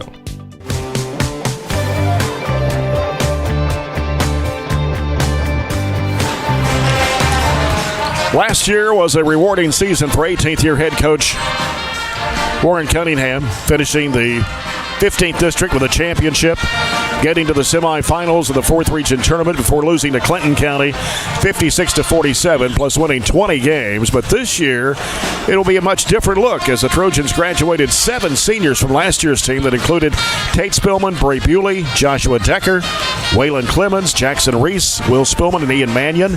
Senior Kate Hardy is the only returning starter from last year who averaged at 10 points a game and was voted the 7th best player in Region 4. And along with Hardy, there are 4 other seniors that include 6'7" Gavin Nunn, 6'2" Ben Blackburn, 6'3" Jackson Bird, and 6'4" Cameron Pippin. Bird and Pippin did not play last season. Bird was recovering from an injury, and Pippin focused on Trojan golf last year. Barren County is a slight favorite to win the 15th district again this year, but will have to battle Glasgow, Allen County, Scottsville, and Warren East. The Trojans are ranked 7th in Region 4 in a preseason poll. In one poll, they're ranked 5. Greene County Dragons under new head coach Montrell Irvin, who was formerly at Taylor County, finished 24-4 last season in a rugged 5th region. They did win the 18th district title before losing to North Hardin in the 5th region semifinals 63-60 in double overtime. They lost 2 of their top 3 scores from last year in Hayden Blakeman, who averaged 17.5 points a game. Jaden Marr averaged 13. However, the return one of the best players in Region 5, and Eric James Jr. averaged 16.5 points a game, along with 6'8" Modibo Kiate, who averaged 7.5. Greene County will battle Caverna for the 18th district title this year, and Caverna is really good this year. They're ranked 3rd in the very competitive 5th region behind number 1 Caverna and number 2 Adair County. Taylor County 4th and Central Hardin 5. And Greene County had a huge win in Greensburg last season over the Trojans, 69-38. So it's a different look, Robert, for this Barren County Trojan team, but Warren Cunningham always gets the most out of what players he does have returning. Well, yeah, let's talk about us first. You know, obviously, Cade is going to be our leading scorer coming back for his senior campaign, somebody that we're really going to have to count on. But on the flip side of that is everybody we play knows that we're going to count on Cade a whole lot this year. So he's going to face some really tough defense, and we're going to have some others step up. We didn't get to see Jackson Bird play basketball last year. He had a hurt hand where the last game of football, one of the last games of football, and kept him out of all the basketball season. So this will actually be his first action. I think we'll count on him a whole lot. Blackburn and Nunn and Pippen on the inside. And Katavian is kind of a newcomer. He played football. We called his name a whole lot. But Fryer, I think, is going to be somebody that gets a little look on inside the paint. You're not going to move him around. So, we've got a good mix. But not really the question mark, but I think this team is going to go a whole lot on how these young guards go. The Shelton kid is really talented. He's going to end up being a really good player for us. He's going to get a ton of opportunity, ton of looks. And then Griggs, who's also a sophomore guard, I think is going to get a ton of run at the point guard or the off guard as well. So, you've seen it, kids, Tate and Bray, and you can go back to others that we've had. Griggs' brother, who was here a few years, they've all kind of taken that role from a young kid. They've stepped in as sophomores, and we've seen them 3 or 4 years get to play and grow and adapt and really handle Warren's offense. And Warren, being a point guard himself, kind of knows how that looks and knows how to build those and adapt those guards. So, we're fortunate that we've had those luck and that run with point guards, and I hope these two kids turn out much the same. So tonight, we didn't mention this, but tonight starts Piper's 13th year. She's the longest 11th year. Yeah. She's the longest tenured coach on the girls' side, and Warren is the longest tenured coach on the boys' side. So when you talk about Barren County basketball, there's a lot of tradition, and part of what it makes this school and these teams is the stability at those coaching positions, and we're fortunate to have both of them, and hopefully we have a good year. The girls started off great. The boys have a taller task. Part of what makes it not as tall is all these transfers are not eligible. They actually have 4 transfers. The James Jr. kid was from Pennsylvania last year. We saw him. He's really good. But Coyote is not eligible tonight. There's some eligibility questions there that they're going to have to get straightened out. They have a guard from North Carolina who I think is really good. He's not eligible tonight. They have another player that's not eligible tonight. So playing them early in the year may be an advantage. But overall, this is probably not going to be the team that they are in February. There's just a ton of transfers in the 5th region. We'll talk about them as we see them. But an interesting stat I saw from the Herald Leader today was 6 of the top 10 teams in the state of Kentucky have at least one transfer that contributed double figures for somebody else last year. Wow. So, everybody has their opinions on these transfers. I'm not going to give mine. It would be probably unwarranted, and nobody wants to hear what I have to say. But it is the way basketball is right now, and in the 5th region, you got Adair County, you got Taylor County, you got Greene County, you got Caverna, all in the transfer market, really, and we'll see all of those at some point this year, and we'll get to talk about their individual players. Yeah. Keys to the game brought to you by J&J Sales as we're in the countdown to tip-off, brought to you by Don Franklin Glasgow. Keys to the game. We're going to see a whole different Trojan basketball team out on this court tonight. Yeah, I think it's just how we fit all these pieces together. We've got some experience with Cade and some others who are not used to that starting role whatsoever. They've all been role players. They've all been, in different positions that they're just going to have to figure out how they can give positive contributions to this team, this 25-26 version. And I'll say this too, not to give him a big head or anything, but Warren's coaching staff looks completely different. Gavin and Mason are holdovers, but G was with Coach Cunningham for a long time. Coach Browning was with him for a long time. When you're with somebody for 20 years, you almost can finish your sentences and kind of know what you need to be said when you need it to be said. So, Warren's adapting to some new guys on the coaching staff, and they're trying to figure out what Warren needs to best serve him as well. So all those are changes that we're going to see play out through the course of this year. Let's take a look at tonight's starting lineups. First, our officials are the same 3 we had at the girls' game tonight. Barry Vincent, Chris Reeder, and Lance Willen. Extreme Health Club and Fitness for Women and ATM Media Solutions bring you the officials for tonight's game as we get set for the opening tip-off, brought to you by Farmers RECC. And our starting lineups tonight are brought to you by Lakeside Recycling. Greene County, Montrell Irvin. He's been around for a long time, even though he's only, 40? He's coached for a long time. I know he was at Taylor County. And now his first year at Greene County. And we'll see who they come out with their starting five here in just a moment. Remind you, you're following the Trojans tonight here on WCLU, 104.7 FM in Glasgow, WCDS, 1230 AM. Online at WCLUradio.com and on BC Live. Jay Turner with Robert Bauer. Luke Pritchard is our studio producer tonight.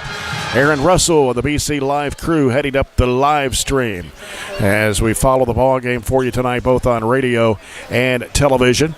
And our first quarter of action tonight brought to you by Raphael's Sports Bar. And let's take a look at the lineup first for the Greene County Dragons, who went 24-4 last year.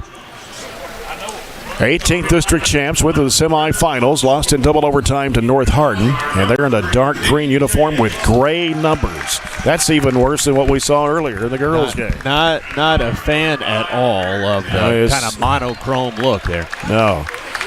They will start tonight. Eric James Jr., 6'4 senior, along with Deacon James, a 6-foot junior. Paxton Bloyd, a 5'10 sophomore, Caleb Corbett, a 5'9 junior, and Grady Shuffett, a 5'11 sophomore. A small lineup with Kiyate not in there, who played last year for the Dragons. He averaged 7.5 points and 7.5 rebounds, so you give up 6'8 inside, you're giving up quite a bit.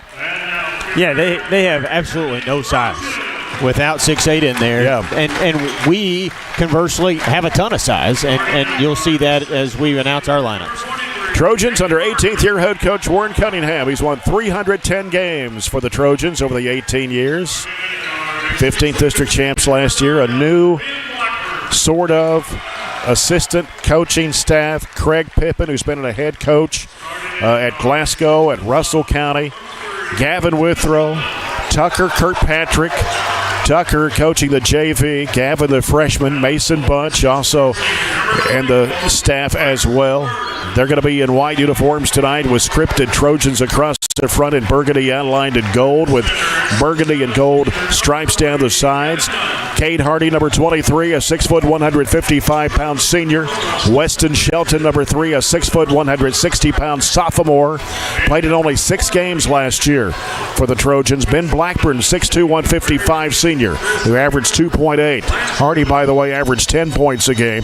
Gavin Nunn wears number 40 instead of his 42, 6'7", 250, a senior who averaged 5 points a game last year. Jackson Bird, 6'3", 195, and a senior who did not play last year due to an injury. Last 2 times these teams have played, we won by 40 and lost by 30.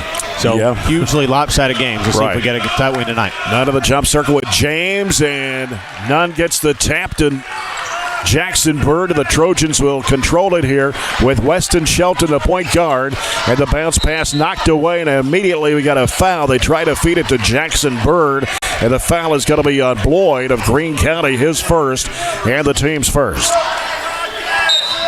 Hardy will throw it in out of the side. It gets it into Bird, hands it back to Hardy. Hardy circling around to the left side. Lost the handle, tried to go up with a shot, had it blocked on him, got it back though.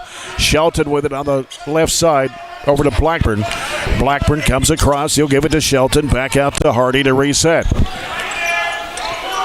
Bounce pass inside Bird. Feeds it into Nunn. Puts it up and in off the window. I think you got to use that isolation type offense when you use your advantage in the paint. So Barren County gets the first lead of the basketball game. Greene County with the basketball. It's James driving against Bird. Puts it up. No good. None the rebound. Hands it off to Hardy. Hardy pushing it down, slows it up, goes in the corner to Blackburn, feeds it to the baseline to Bird, down into Nunn, out to Shelton. 3-point attempt is off the mark. And the rebound pulled down by Greene County. Bloyd with the basketball, hands it off to James. James, a 3-point attempt, and he knocks it down. Without a lot of help, out there, he's going to not be scared to shoot it. Blakeman was one of their leading scorers that graduated from last year. Obviously, he's not back. He led them last year, and our game was 16. So he's going to be the main contributor tonight and take a lot of their shots. They swing it around to the left wing. It's Hardy getting a screen from Nunn. Feeds it back to Nunn. Underneath the Bird. He'll put it up and in. Good passing between the big men. 4-3. Trojans lead it. 6:25 to go, first quarter. It's Deacon James with the basketball for Greene County. Giving it off now to Bloyd. Bloyd on the right side of the floor. Bounces it out now to Corbin. Corbin out front. Back over it goes now to Eric James Jr. Three from the right side. It's no good. Crashing aboard is Nunn. Strong with the basketball. Gives it off to Shelton. Shelton down the left side. Drives into traffic. Throws it back over to Blackburn for a three. That's off the mark. Offensive rebound by Shelton. Back out it comes to Hardy to reset it. Back over to Shelton. Left wing. Fakes. Can't drive with it. Lobs it back over to Hardy. Blackburn with it on the right wing. Blackburn getting some pressure out there. Blackburn bounce pass down low. Nunn trying to work inside. Up with the right hand. No, not a good move there. Yeah, got to go left hand there. Yep. Greene County back the other way. Eric James Jr. with the basketball. Trying to work against Jackson Bird. He'll get it out to Deacon James. With 5:20 to go here in the first quarter. Deacon James driving to the bucket. Lays it up. Missed it. Ball slapped away out of Nunn's hands and out of bounds. He just missed that layup. He had actually turned the corner and got his hips by us and short-armed it.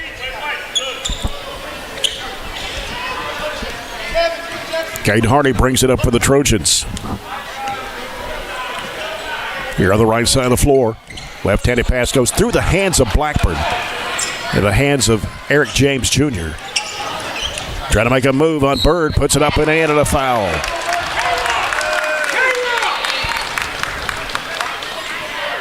And Jackson Bird, that'll be his first personal. First foul of the basketball game against the Trojans. Eric James Jr., all 5 points. 6'4" senior, puts it up and in. 6'4", Greene County. Cade Hardy with the ball.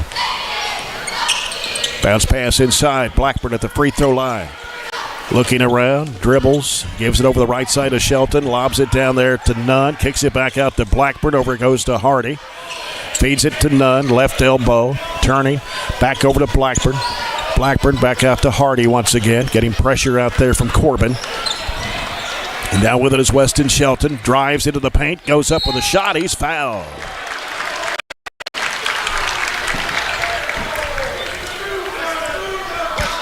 That was on Grady Shuffett. That is his first, team second. Weston Shelton, who averaged 1.8 points a game in the 6 games he played in last year for the Trojans. At the line for 2. First one is good for a Matt London KFB free throw. 6-5. Shelton at the line for one more. It's up and good. Ties it at 6. 4:22 to play. You're in the first. Greene County with the ball. Left side is Shuffett. Around the horn to James. Inside, the shot no good. I think Nunn got a piece of it. Ball goes out of bounds off Greene County. Trojans will have it. I think they just had a nice little baseline cut there, and we got lost. And he actually jammed it between the rim and the backboard. Didn't get it up. Nunn was a little late getting there, actually, I think. Here's Hardy with a bounce pass over to Blackburn. Blackburn feeds it down low. Gavin Nunn back out to Bird. 3, no good. Rebound comes off to Corbin for Greene County. Eric James Jr. with it for the Dragons. Pulls up and shoots a 3, and it's no good. Crashing aboard is Gavin Nunn. Here comes Hardy with it in front court to the right side. Hardy. As Nunn comes over to set a screen, they had to switch off. Oh, they knock it away from him, and it's going to be a layup on the other end for Deacon James. Kind of came from his blind side. Whoever man leaves to go double team has to be able to. Are they not calling anything? I mean, Hardy got his arm yanked off. Yeah. 8-6. Hardy driving into the paint, throws up the shot. He's fouled. They finally called it. I think they're watching the game too much out there. Well, you got young kids this time of the year kind of getting their first varsity action. They're just going to have to get with the flow of the game, and there's a much different flow between the varsity girls game and a varsity boys game. Yes. It's a different speed. Kate Hardy, 70% foul shooter last year. First one is perfect for a Matt London KFB free throw. Hardy hit 55 three-point shots last year for the Trojans. Now we see coming in the ballgame, Katavian Fryer, 6'2", 255 and a junior. He was on the football team this year. And the second one is up and good for Hardy. Ties it at 8. Greene County with a new player in the ballgame. That is Demetrius Hancock, number 1, a 5'8 sophomore. Also Cameron Pippin to the ballgame for Barren County. His first action since his sophomore season. Here's a shot put up and in by Eric James Jr. Pippin concentrating on golf last year, did not play. 6'4", 65 and a senior. Pretty good three-point shooter. 10-8 the score. Greene County leads it by 2. 2:50 to play in the first. Pippin in the right corner. Circles around. Gives it out now to Shelton. Left side, Hardy pulls the trigger. 3. Bounces off. And the rebound to Greene County. Got another new player in the ballgame. It's 22, Braxton Judd. 6'4 freshman. Here's a driving shot up. No good, but a foul on the Trojans. It's on Weston Shelton. That is his first, team second. Going to put Deacon James at the line for 2 shots.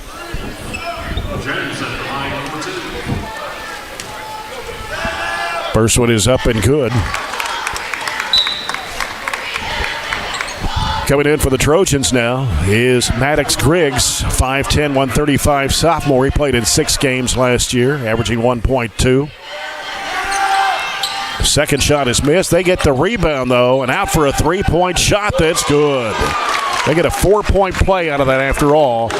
Bloyd getting the 3-point shot, and it's 14-8. Greene County, their largest lead. Shelton trying to drive against his defender. Off to the right side. Shovel pass in there. They go down low to Fryer. Kicks it back out the corner. Pippin a 3. It's no good. Can't find it from distance. No. 0-5. We missed our last 7 shots. And there's Eric James Jr. thought about the 3 fakes. Drives against Pippin. Throws it up on the run. It's no good. Hardy with a rebound. Hardy pushing it down the floor. Hardy in the corner. Griggs a 3. Bang! There we go. Riley Dental Group 3-point shot for Maddox Griggs. 14-11. Minute 38 to play. First period. Greene County with a basketball. Straight away with a 3. Good again. Knocking it down. That's Bloyd. 2 threes back-to-back for Bloyd. Third of the quarter for Greene County. They lead it by 6. Got lost on that switch there. Shelton driving to the basket, and a foul. Somebody reached in. And they're going to put this one on Bloyd. That's 2 on him. That'll be 4 on Greene County here in this quarter. And that will send Weston Shelton to the free throw line for a pair. Hit a pair there not very long ago. Got 1:20 to go here in the quarter. Going to see some more reserves come in here in just a second. Free throw good for Shelton.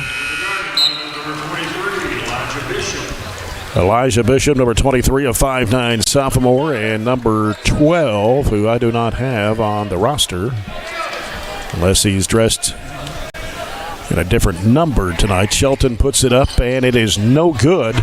Greene County with a rebound. Well, if he's 12, who is number 1 out there? We have to find out who number 1 is. 1 is Shively. Okay. A lot of number changes for Greene County. Straight away, top of the key 3. No. Pippin with a rebound for Barren. Outlet pass to Shelton. Shelton leaves it in underneath. Griggs got fouled going up. No call. Hardy, 25-footer short. Here comes James with it. Bounce pass underneath and a layup. That's good. How many times, nobody keeps this stat, but how many times does a missed 3 turn into a made layup? It seems like it happens all the time, especially with long kicks like that. 19-12. Griggs having some problems in the corner. Pippin pulls a trigger. No good. Weston with a rebound. Weston Shelton with a rebound and a foul. Somebody reached in and trying to rip it away. And the foul on Eric James Jr., I believe. That's his first, team's fifth. And we'll try to get a clarification here.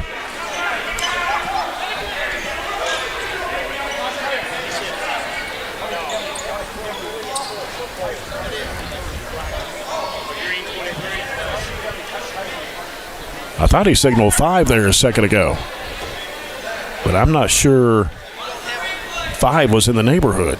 We got a kind of like an ineligible player. We've got some number changes here, and I don't know. They got a ton of number changes. A little mixed up on the roster here. I think they've not put somebody in the book properly.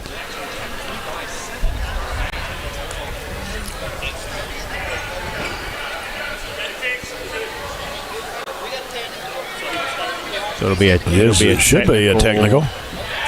And I don't really know who the mess up was, what the incorrect number was. So Cade Hardy's going to be at the line. Free throw is up and it rims off. And as Coach said, I guess these are kind of maybe new uniforms. They just had a different number from a different set of uniforms.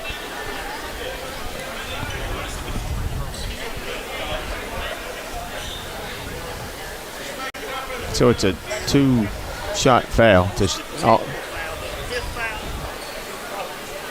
common foul on the floor was the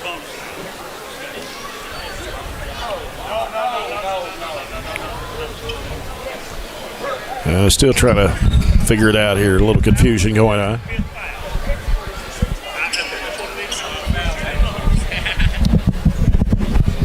They're just working out what they're shooting there because I don't know if you heard what they said. The common foul on the floor was the 5th foul, so we should shoot technical free throws and then line it back up and shoot the bonus free throws for the foul. So the first free throw by Hardy was a technical free throw. It should have been. He should have one more. The technicals should come first.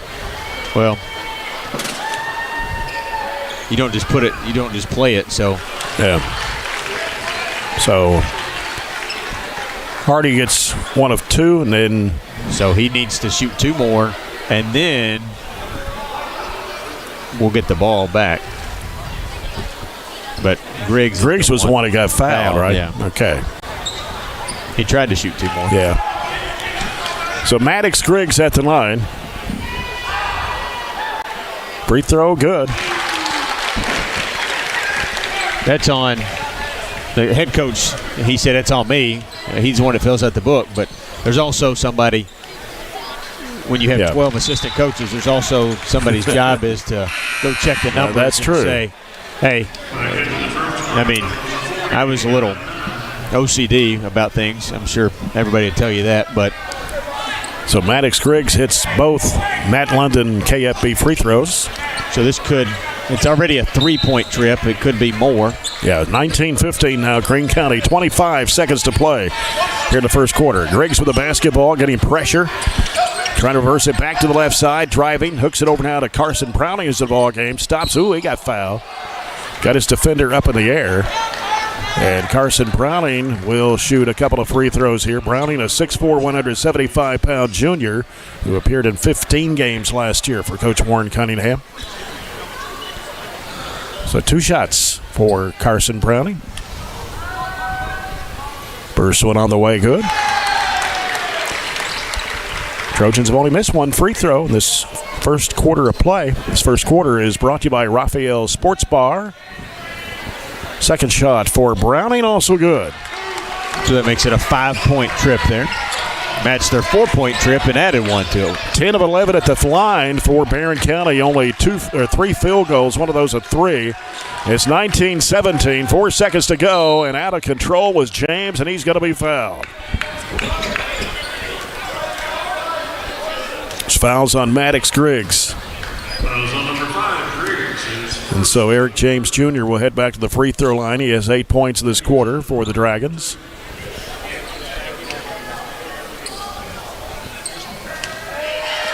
First of 2 on the way. It's good. 20-17 Greene County.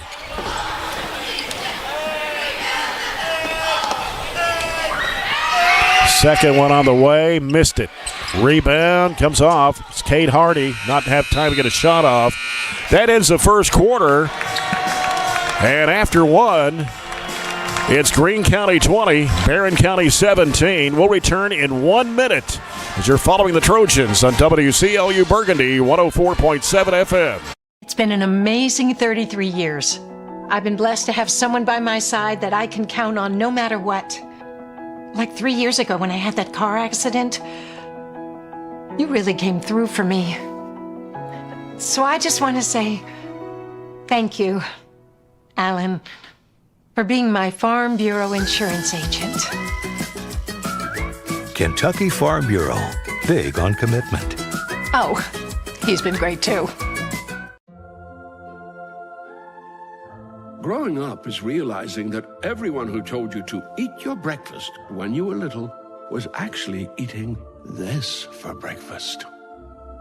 It's your turn to take your place at the breakfast table and savor the taste of culinary independence with freshly toasted bagels at McDonald's. Indulge in the breakfast you've always wanted and start the day off the right way, your way.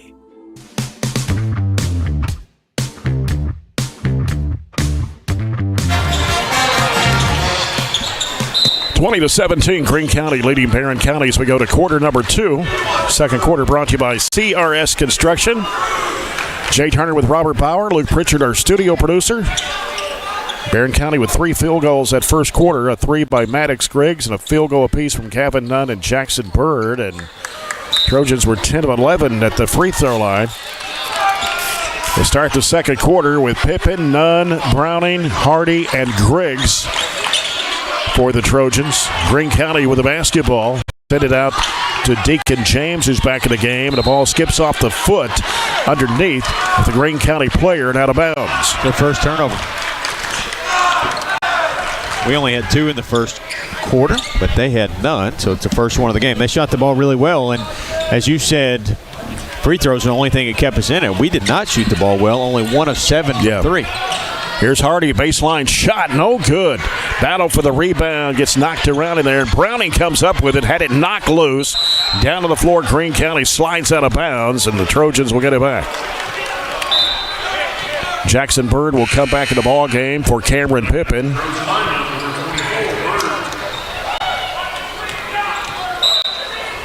And Hardy inbounds out to Nunn. He'll give it to Griggs.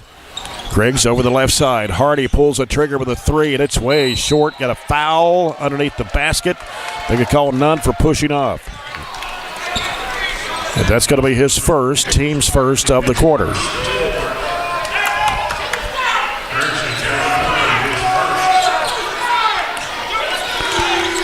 Greene County with the basketball. Deacon James angles off to the left side, sends it out to Eric James Jr., pulls up with a 17-foot jumper that's no good. Browning with a rebound for the Trojans. Will dribble, brings it down the middle of the floor, angles off to the right side with a pass off to Hardy, feeds it underneath to Nunn. He puts it up, got it, and a foul. Good drive dish, and good job by Gavin just being strong enough to get that up over the rim and give it a chance. Foul is going to be on Corbin. That's number 2 on him, the first on the Dragons here in the second period. Now Weston Shelton and Ben Blackburn returning to the Trojan lineup. Cade Hardy's going to check out, and so is Carson Browning. Gavin Nunn. Free throw is up, and it's too strong. Rebound, Berg going back up. He got fouled. The clear out over on the right side. They tried to cross, and I think they just ran into each other. Gavin was able to be the benefactor of that space. Foul is on Deacon James, his first, team second. Jackson Bird at the line for 2 shots. First one in the air is good for a Matt London KFB free throw. Ties it up at 20. A little over a minute gone here in the second period. Jackson Bird back to the stripe. One more. On the way, it rims off. Rebound to Eric James Jr. for Greene County. Deacon James will bring it across the timeline. We'll get rid of it off to Eric James Jr. Back over to Deacon James. Long 3, no good. Battle for the rebound. Ball is loose on the floor, and Maddox Griggs picks it up. Gives it to Ben Blackburn. Back to Griggs. Dug it out of that. Griggs stops, has it swatted out of his hands. Greene County coming back the other way. See if we stay in the zone here. 2-3. Bishop. Ball's deflected into the Barren County bench.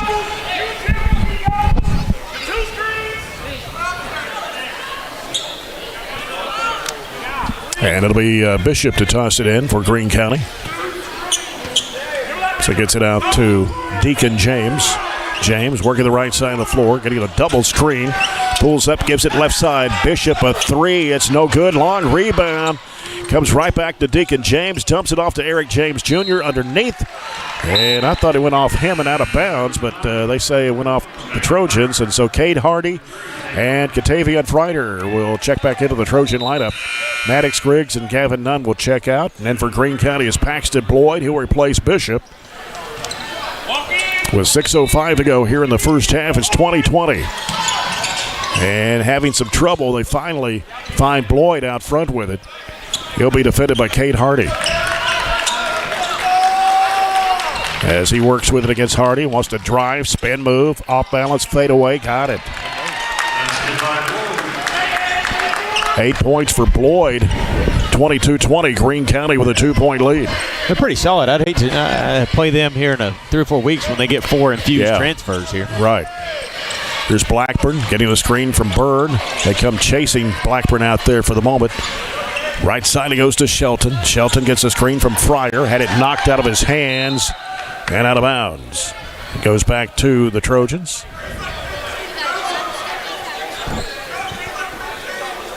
And Shelton will inbound the ball. Here on the side, it comes out to Jackson Bird. Bird back to Shelton. Shelton working against Eric James Jr. out there. Smothering him. Giving it over to Hardy. Hardy left side of the floor. Defended by Deacon James. Right side, it goes to Shelton. Shelton getting the screen, goes the other way. Drive, spin move, goes up strong. Missed the shot. Fryer trying to go back up. It won't fall, but it gets fouled.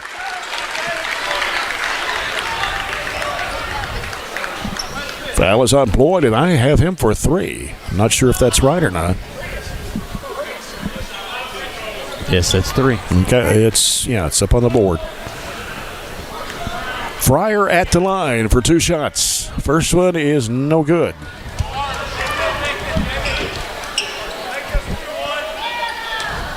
Jackson Bird and Katavian Fryer both played football this year for Coach John Myers. Second one off the front of the rim. Battle for the rebound, out of bounds. Going to say Bird touched it last. Probably right there. Demetrius Hancock, number 12, a 5'8 sophomore, checks into the Greene County lineup. 22-20. Trojans down by 2 with 5 minutes to play in the first half. Angling off the left side, Deacon James out to Eric James Jr. Gets a screen, drives the basket in. A lot of traffic, puts it up and in off the window. He's got 11, and it's 24-20 Greene County. Shelton gets the ball in play to Blackburn. Now Shelton will work it up court. Gets his defender Shively. In the corner, Blackburn goes baseline. Underneath it goes to Bird, and he puts it in. Drew 2 defenders. When both of them came, that left him wide open. And a good assisted bucket there to pull us back within a bucket. 24-22. Dragons in the corner. Here's a 3-point attempt that lodges between the rim and the backboard. The Barren County's basketball possession arrow. You know what that's called, right? What? There's a term for that, right? That's a basketball wedgie. Wedgie, yeah. The wedges in between the backboard and the rim. That's right. Jackson Bird taking a seat, and it's Cameron Pippin back in. Hardy jumper, good for the top of the key for a 3. That's a tough dribble in 3 for his first 3 and only our second one of the game to take the lead. So give him a Riley Diddle Group 3-point shot, and here's Eric James driving into traffic, and he's going to be fouled. It's going to be on Shelton. And what West 2 on him. What Weston needs to understand there, and this comes with just more playing time, Katavian had him walled up. He didn't have to reach in. He can pass it off to Help there and let the Help do the work instead of getting that foul.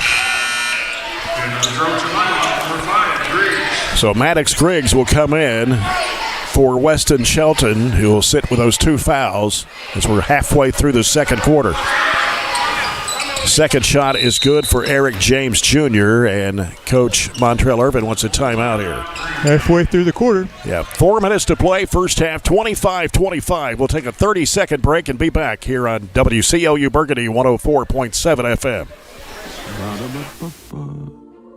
Our dental health plays a vital role in our overall health. Practicing good dental hygiene is especially important for children. When was your child's last checkup? Riley Dental Group is invested in making sure you and your family have the healthiest smile possible. They understand a dental visit may prompt anxiety or nervousness, but Dr. Riley and his team offer a variety of solutions, including a comforting and friendly visit from Bennett, their therapy dog. Call Riley Dental Group for an appointment, 651-5939. Mow, dig, haul, trench. The reliable Kubota BX Series subcompact tractor is highly capable. A smooth hydrostatic transmission makes for easy operation and versatile attachments that help you handle the job. The Kubota BX Series is the #1 selling subcompact tractor in the U.S. Talk to your Kubota dealer to schedule a demo. Your local Kubota dealer is J&J Sales on the corner of West Main and Reynolds Road in Glasgow. 25-25, Greene County, Barren County deadlocked here halfway through the second quarter. We got Fryer, Pippin, Hardy, Griggs, and Blackburn to the court right now for Coach Warren Cunningham. Greene County in a 1-2-2 full court press. Comes into Hardy. He'll give it back to Blackburn. Back over goes to Hardy. Gets it across the line to Griggs. Griggs feeds it to Pippin. Pippin turns. Hook shot. Good! And a foul. That was a nice little hook into the lane. Spun to the baseline, spun back center, and used the offhand there to finish an and one opportunity. So Pippin with a chance to make a three-point play, and he does. The foul was on Judd, his first, team's fourth of the quarter.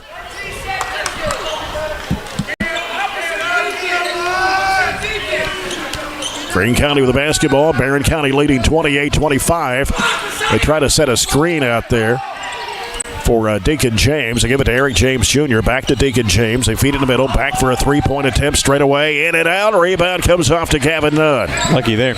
Good look. Gets rid of it to Hardy. Sends it down. Wide open three for Blackburn. Bounces off the rim. Rebound put up and in by Pippin. Gavin and Cam were both going for that. It just fell in Cam's lap, and again, quick off his feet. And he's got a quick five. And we're going to have a moving screen offensive foul. Something happened out there. Yeah, moving screen. And that was on Judd. He's picked up two quick ones. And that's 5 fouls of the Dragons here in the second quarter. That's a player control foul, though, right? I assume. Or do they? Yeah, it's okay. Not a shooting foul. Right. Here's Maddox Griggs with the Trojans leading by 5, 30-25. Griggs working, gives it over to Hardy on the left side of the floor. Gets a screen from Nunn. He drives the basket, goes up to the no good. Follow up good for Pippin. Another Annie over type situation. He was just kept it up, threw it up off the window. Good drive by Cage to draw the defense. 7 points for Cameron Pippin here in the last minute. It's 32-25. Barren. Three-point attempt for Deacon James is no good. Good clear out by Nunn. Off to Hardy. Hardy pushing it, angles off to the right side of the corner. Three on the way, no good for Pippin. And the rebound, good call. Hardy with a foul. He slapped the Greene County player Braxton Judd from behind. That'll be Cade Hardy's first personal, number 3 on the Trojans here in this quarter. 90% of the time you slap down, you're going to get the foul call. You slap up sometimes to knock it away, you may not. Deacon James getting a screen, angles off left side, gives it off at the baseline. Here's a shot put up, no good. Battle for the rebound, off of Nunn and out of bounds. It'll go back to Greene underneath. With 2:12 to go here in the first half, Carson Browning back into the Trojan lineup for Ben Blackburn. Checking out for Greene County is Hancock. Another timeout. This is a 30. from Greene County. Okay, we'll keep it right here and give you a score update brought to you by Barren County Judge Executive Jamie Bewley-Byrd. Glasgow Scotties tonight playing over at Somerset. And last report after 3, it was Somerset leading Glasgow 45-33. And in the girls' game tonight, Glasgow won 58-47. I was going to give you a score. This doesn't seem possible, but it's posted. Russell County won 108-58 over Warren East. That's possible. Warren East, they lost pretty much everything, including their best player over to Warren Central, who transferred, Caleb Prince. 108 for Russell County tonight. Here's another final. Pulaski Southwestern beats Metcalfe County tonight, 82-53. Here's a shot out of the right corner that is no good. Nice rebound in there by Cameron Pipton, but stolen away. Put up and in by James Jr. Got to be stronger than that with it. Just got it knocked away. 32-27. Trojans just under 2 minutes to play here in the first half. Maddox Griggs working against his defender in the front court on the left-hand side. Reversing backdoor pass. Hardy puts it up. He missed it. Rebound Browning back up and in. Got to go into him. He kind of faded away, and James was able to get a small piece. But again, another offensive bucket, or offensive rebounded bucket, gets us another 2. 34-27. Trojans with a 7-point lead coming down a minute and a half to play here in the second quarter. They work inside. Here's a shot over none. Bounces and rolls in. And that is Shively. We need to keep it here. We don't want to let them creep back in and get all the momentum going to the half. 34-29, a minute 15 to go before halftime. Hardy with a basketball against Deacon James. Left-handed pass over to Griggs. Nunn sets a screen, but it goes the other way. Throws it up on the run. It's no good, but he's fouled. And the foul will be on Bishop, putting Maddox Griggs at the charity stripe. 5 points for Griggs in the first quarter. Hit a 3-point shot and 2 free throws. First of 2 on the way, good for Matt London KFB free throw. Jackson Bird back in the lineup for Barren County. And it is Shuffett for Greene County. Griggs puts it up, got it again. He is 4 for 4 from the stripe. 36-29, Trojans coming down a minute to play in the first half. Deacon James with it for Greene County. Getting a screen set from Shively. Sends it off in the left corner. Now to Bishop. Bishop will feed it to the left side of the lane. Shot is up, no good. Ball tipped out by Hardy in the hands of Nunn. He'll give it back to Hardy with 47 seconds. Hardy had it swatted away. Gets it back into the backcourt. As Eric James Jr. putting the pressure, gets bumped out there. And that'll be 2 on Eric James Jr. And that will send Hardy to the free throw line for 2 shots with 39.3 to go here in the first half. Kate Hardy, 3 of 4 at the stripe, also has a 3-point basket.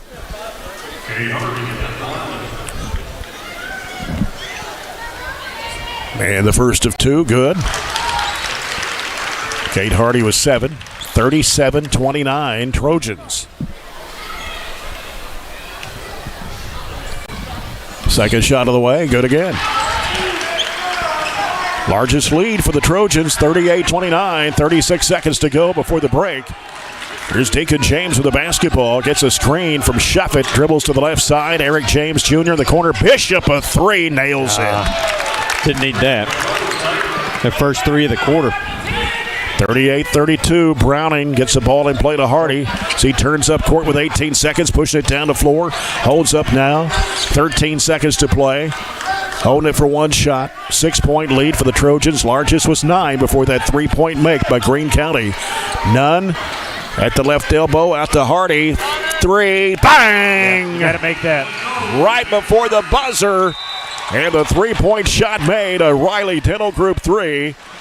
Makes it 41-32. The Trojans go in the locker room with a 9-point lead over the Greene County Dragons here at the break. We'll be back in 2 minutes with our SCRTC halftime report on WCLU Burgundy 104.7 FM. Get it, but I waited way too long. Trust me, it's about time you left cable TV behind and started saving with MyStream TV from SCRTC. Already have TV with SCRTC and you still have cable boxes and wires everywhere? Talk to SCRTC about MyStream TV and compare it to your current service. The best thing about MyStream TV, you'll save money and get up to 1 gig symmetrical internet. Visit scrtc.com and click on the MyStream TV logo at the top to start saving on cable today. Southern States and Glasgow knows it's summertime now, but Billy and Lindsay want you to be prepared when the weather turns cold. Hey, Lindsay, it's hot.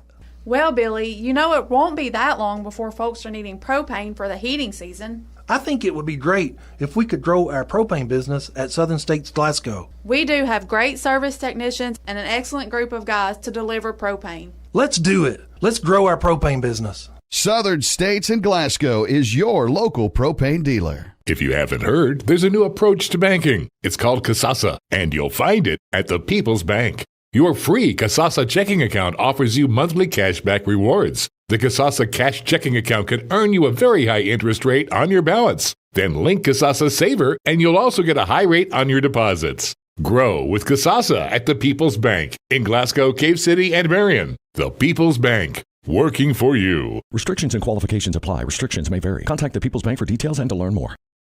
Have you injured yourself playing a sport or exercising? Sports medicine experts at TJ Regional Health are trained to get you back on the road to recovery, whether you're dealing with sprains, fractures, knee and shoulder injuries, or other common injuries. Our goal is to prevent illness and injury in active individuals of all ages and help prevent future problems to maximize your performance. Find out more at tjregionalhealth.org/rehab. Patients first.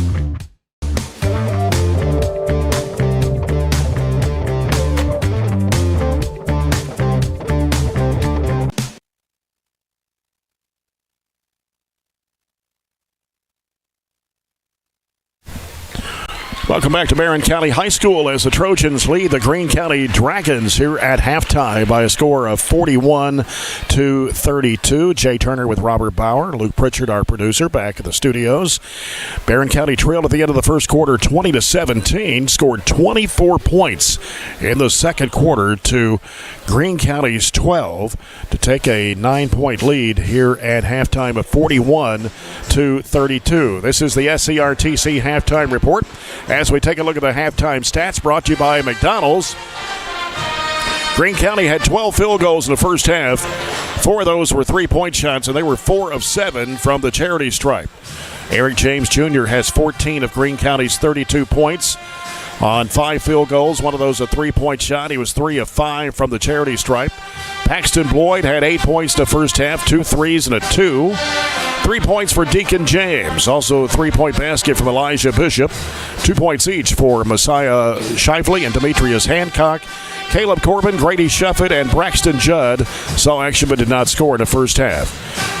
For the Barren County Trojans, 1 fewer field goal than Greene County. They had 11. 3 of those were three-pointers, and the Trojans shot 21 free throws in the first half, connecting on 16 of those 21. And leading the way for Barren County here at halftime is Cade Hardy. He has 11 points. And Cade had a couple of threes in that second quarter and went 5 of 6 from the foul line. Weston Shelton with 3 of 3 from the foul line for his 3 points, went out with 2 personal fouls. Ben Blackburn did not score in the first half. Gavin Nunn with a couple of field goals, 0 for 1 from the foul line for 4 points. Jackson Bird had 5 in the first half, a couple of field goals and 1 of 2 from the foul line. Cameron Pippin came in the second quarter, scored 7 on 3 field goals and a free throw. Maddox Griggs also had 7 points in the first half on a 3-point basket and 4 of 4 from the foul line. And Carson Browning had 4 points for the Trojans. He had a basket and 2 of 2 from the foul line. Catavian Fryer saw action, did not score, went 0 for 2 from the foul line. But 16 of 21 foul shots for the Trojans in the first half. That's what's helped them have this 9-point advantage. I'm sorry, I turned myself down. You turned yourself off. We didn't shoot the ball bad. We were 11 of 26 for 42%. And I thought, clearly we did enough to get to the free throw line. We made the free throws. And when you shoot the ball well enough, you get to the free throw line, you shoot the ball really well from there. That's probably what combined to – you put 41 up.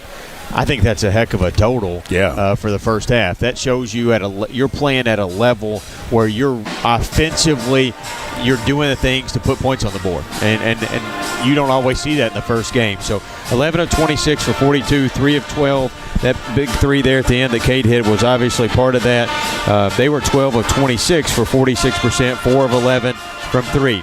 We didn't turn it over very many times, 4. They only turned it over 1. We out-rebounded them. I thought our rebounding was really good. We had some offensive putbacks there. We out-rebounded them 20-11, 8 offensive boards, 2 offensive boards for them. Gavin has a bushel full of rebounds, and our size, I think, is hurting them more than anything.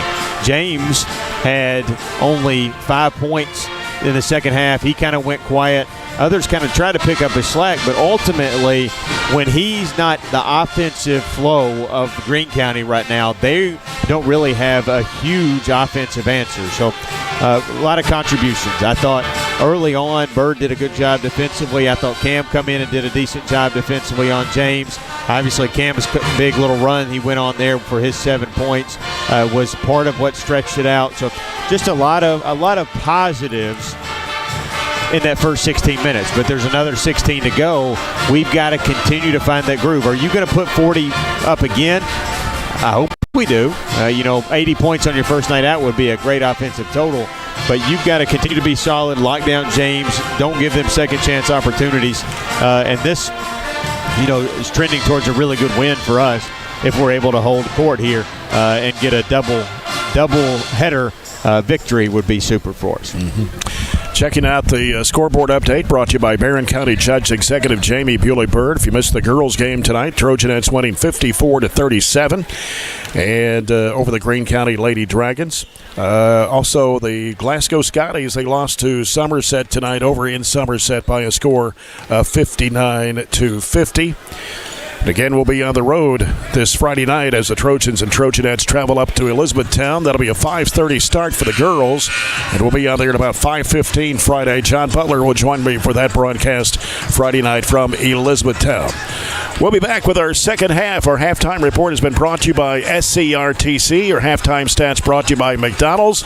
And we'll return with second half action here in 2 minutes as you're following the Trojans on WCLU Burgundy 104.7 FM.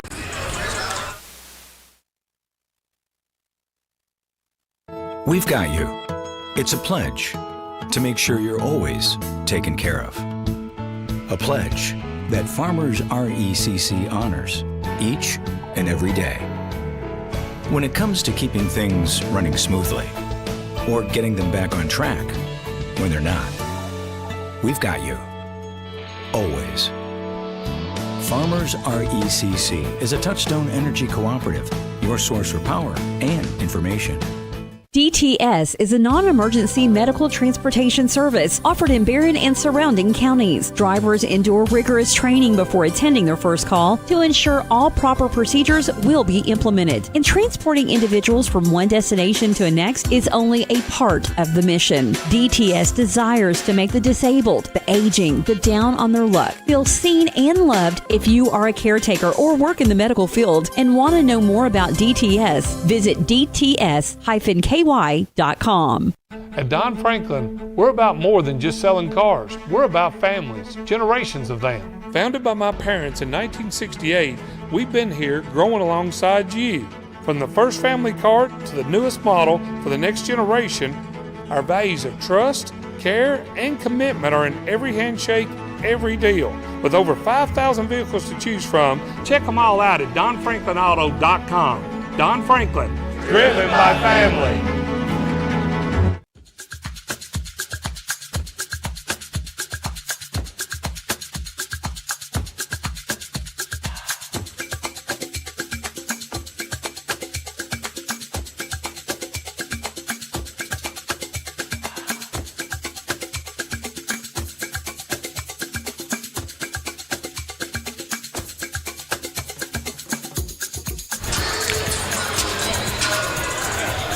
Back here at Barren County High School gym and Bobby Steenberg in court. Jay Turner with Robert Bauer.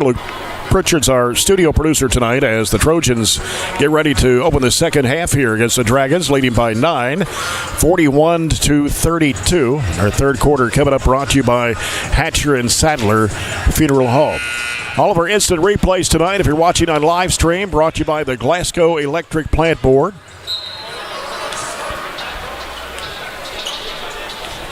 And Coach Warren Cunningham will send out Jackson Bird, Ben Blackburn, Cade Hardy, Weston Shelton, and Gavin Nunn to start the second half, the original starting 5. Greene County will go back with Eric James Jr. Also in there is Paxton Boyd, and they'll return to the second half. Grady Shuffett. And I don't know if we got some water on the floor down here on the Greene County end in front of their bench. I guess we'll need to get somebody to clean that up before we get started.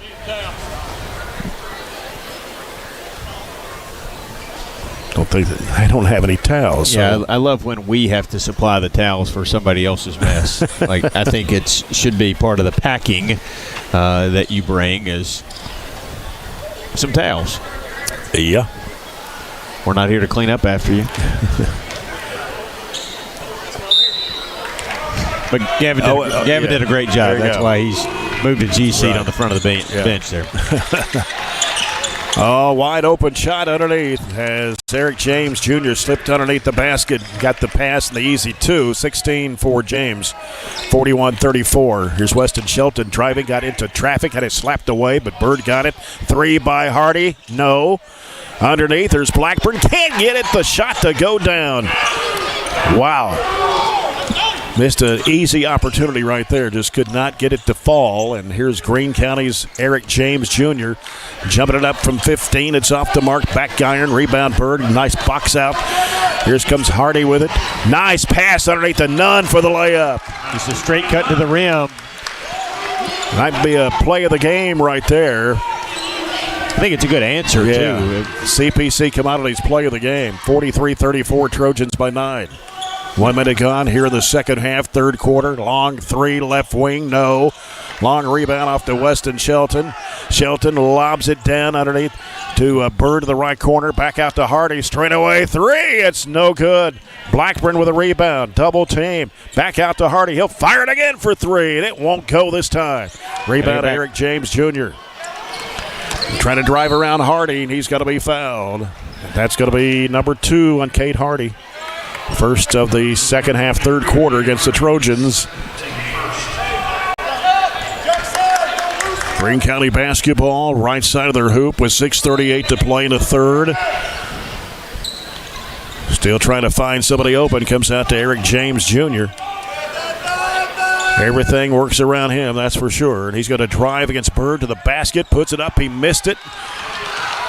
On the other end, here's Blackburn driving to the hoop, and he puts it up and in. Got a break there. We probably fouled him, bumped him. That's what Coach Irwin wanted on the other end there. 11-point lead for the Trojans, their largest tonight, 45-34. 6:10 to play, third quarter. Deacon James gets a screen, running around to the left side. Jumper, 17-footer, good. He's a double stagger up top and got through. We got through one of them, but we couldn't get through the second one, and he curled up for a 15-footer. 45-36. Cade Hardy pulls up, left elbow jumper, good. That was a tough shot. It was. Kind of fading off to the left side. 13 for Cade Hardy. Yeah, he got a little contact and pushed him backwards, but he just used that to his advantage. Put a little extra on it and knocked it down. 47-36 Trojans. 5.5 minutes to play in the third quarter. Deacon James, pull-up jumper, 15, no. Rebound, Cade Hardy. Hardy sends it down the floor. Here's Shelton for the layup. Good. How many of those? Timeout, Greene County. Nice little leak out, vision up the floor. Keep your head up, and Shelton cut behind everybody and finished at the rim for our biggest lead of the night at 13. You know, Shelton's got some speed. Yeah, he's an athlete. Of course, we saw him on the football field this year. We know. Right. He can get behind. He's obviously not the biggest kid in the world, but he can get behind you, kind of a little sneaky, if you will, and that's what I think is going to make him a really good guard. And got in foul trouble in the first half, and then you see Griggs' ability to come in there and play too. So I'm excited about the both of them. They both have really good pedigree, and they have some shoes to fill. But at the same time, I think they have the ability to do it. So this team can be good. We have a tremendously tough schedule. Yeah. To start the year, especially. You look at the score last night. E-Town hung with Green. Hold on, let me get all this right. E-Town hung with Adair County last night, but if you read into the weeds there, Adair County was without about 3 of their best players. Mm-hmm. So the score maybe is not really indicative of what Adair County could be, or maybe not what E-Town's going to be on Friday night. But you got E-Town Friday, and then you got Caverna coming up the next week. Just going to be a tough couple of tests. All right. Slicing his way to the lane, Eric James Jr. misses the shot. Ball gets knocked away. James steps back, shoots a 3. It's off the front iron. Trying to get his own rebound, and it's rolled into the corner, and a 3-point attempt again. That's no good. Nunn trying to get the rebound. Gotta get that. I'm telling you what, it's getting pretty rough out there. 3-point attempt this time, no good. And somebody gets pushed to the floor with Gavin Nunn, and the foul is on Eric James Jr., and that's going to be his 3rd. Nunn went flying toward the Greene County bench. A little bit of a frustration foul probably for him. They had 4 looks at 3, didn't they? Yeah. And weren't able to get any of them to go down. Maddox Griggs in the ball game now for the Trojans. Ball comes into Gavin Nunn. Nunn feeds it to Maddox Griggs. Griggs into the front court with it. Griggs and Shelton, both sophomores out there. Got Cameron Pippin back in the ball game well, and here's a shot put up, no good for Shelton. Tough drive. Yep. Right side, driving, Deacon James out for a 3. Shuff it, no. Grab it. Rebound, loose on the floor, and it's taken by Greene County. It's James Jr. for 3. It's no good. Ball heads to the corner. It's saved inbounds. Nope. Or did they call a timeout? He called a timeout. He was in midair. And Greene County will get the TO with 4:16 to go. It's 49-36. We'll take a 30-second break. 30-second break here on WCLU Burgundy 104.7 FM. Are you looking for high-quality, cost-effective, and highly visible advertising? At ATM Media Solutions, we offer large-scale marketing with ease. We have 4 LED billboard locations: Highland Pharmacy in Sonic, the intersection of 31E and Trojan Trail, Highway 90 East, Burkesville Road, and our newest location in front of Gondolier. Call 270-629-4542 to get a quote today. ATM Media Solutions. Advertise with ease. Trojans have their largest lead of the ballgame at 49-36 over the Greene County Dragons. Barren County led by 9 at the break, 41-32. Trailed at the end of the first quarter, 20-17. That's his 4th timeout, too. He's only got 1 timeout left. We haven't called a single one all night. Yeah, got all 5 of them. Elizabethtown Friday night on the road, 5:30 start for the girls game. We'll be on there at 5:15. I'll be along with John Butler for that broadcast from Elizabethtown. And then we got Caverna back here on Monday night, Russellville on Tuesday night of next week. Y'all got a whole plethora of good places to eat to go Friday night, Yeah, too. that's true. That's true. Greene County, they get it inbounds. Shot goes up, no good. Corbin was fouled. He'll head to the free throw line for the Dragons. The foul on Maddox Griggs, his second, team second of the quarter. That was about as patient as you can be on an inbounds play, because that was almost the last option that they had on it, and we kind of fell asleep just a little bit to Fallon. Corbin misses the first of 2. They have 1 more.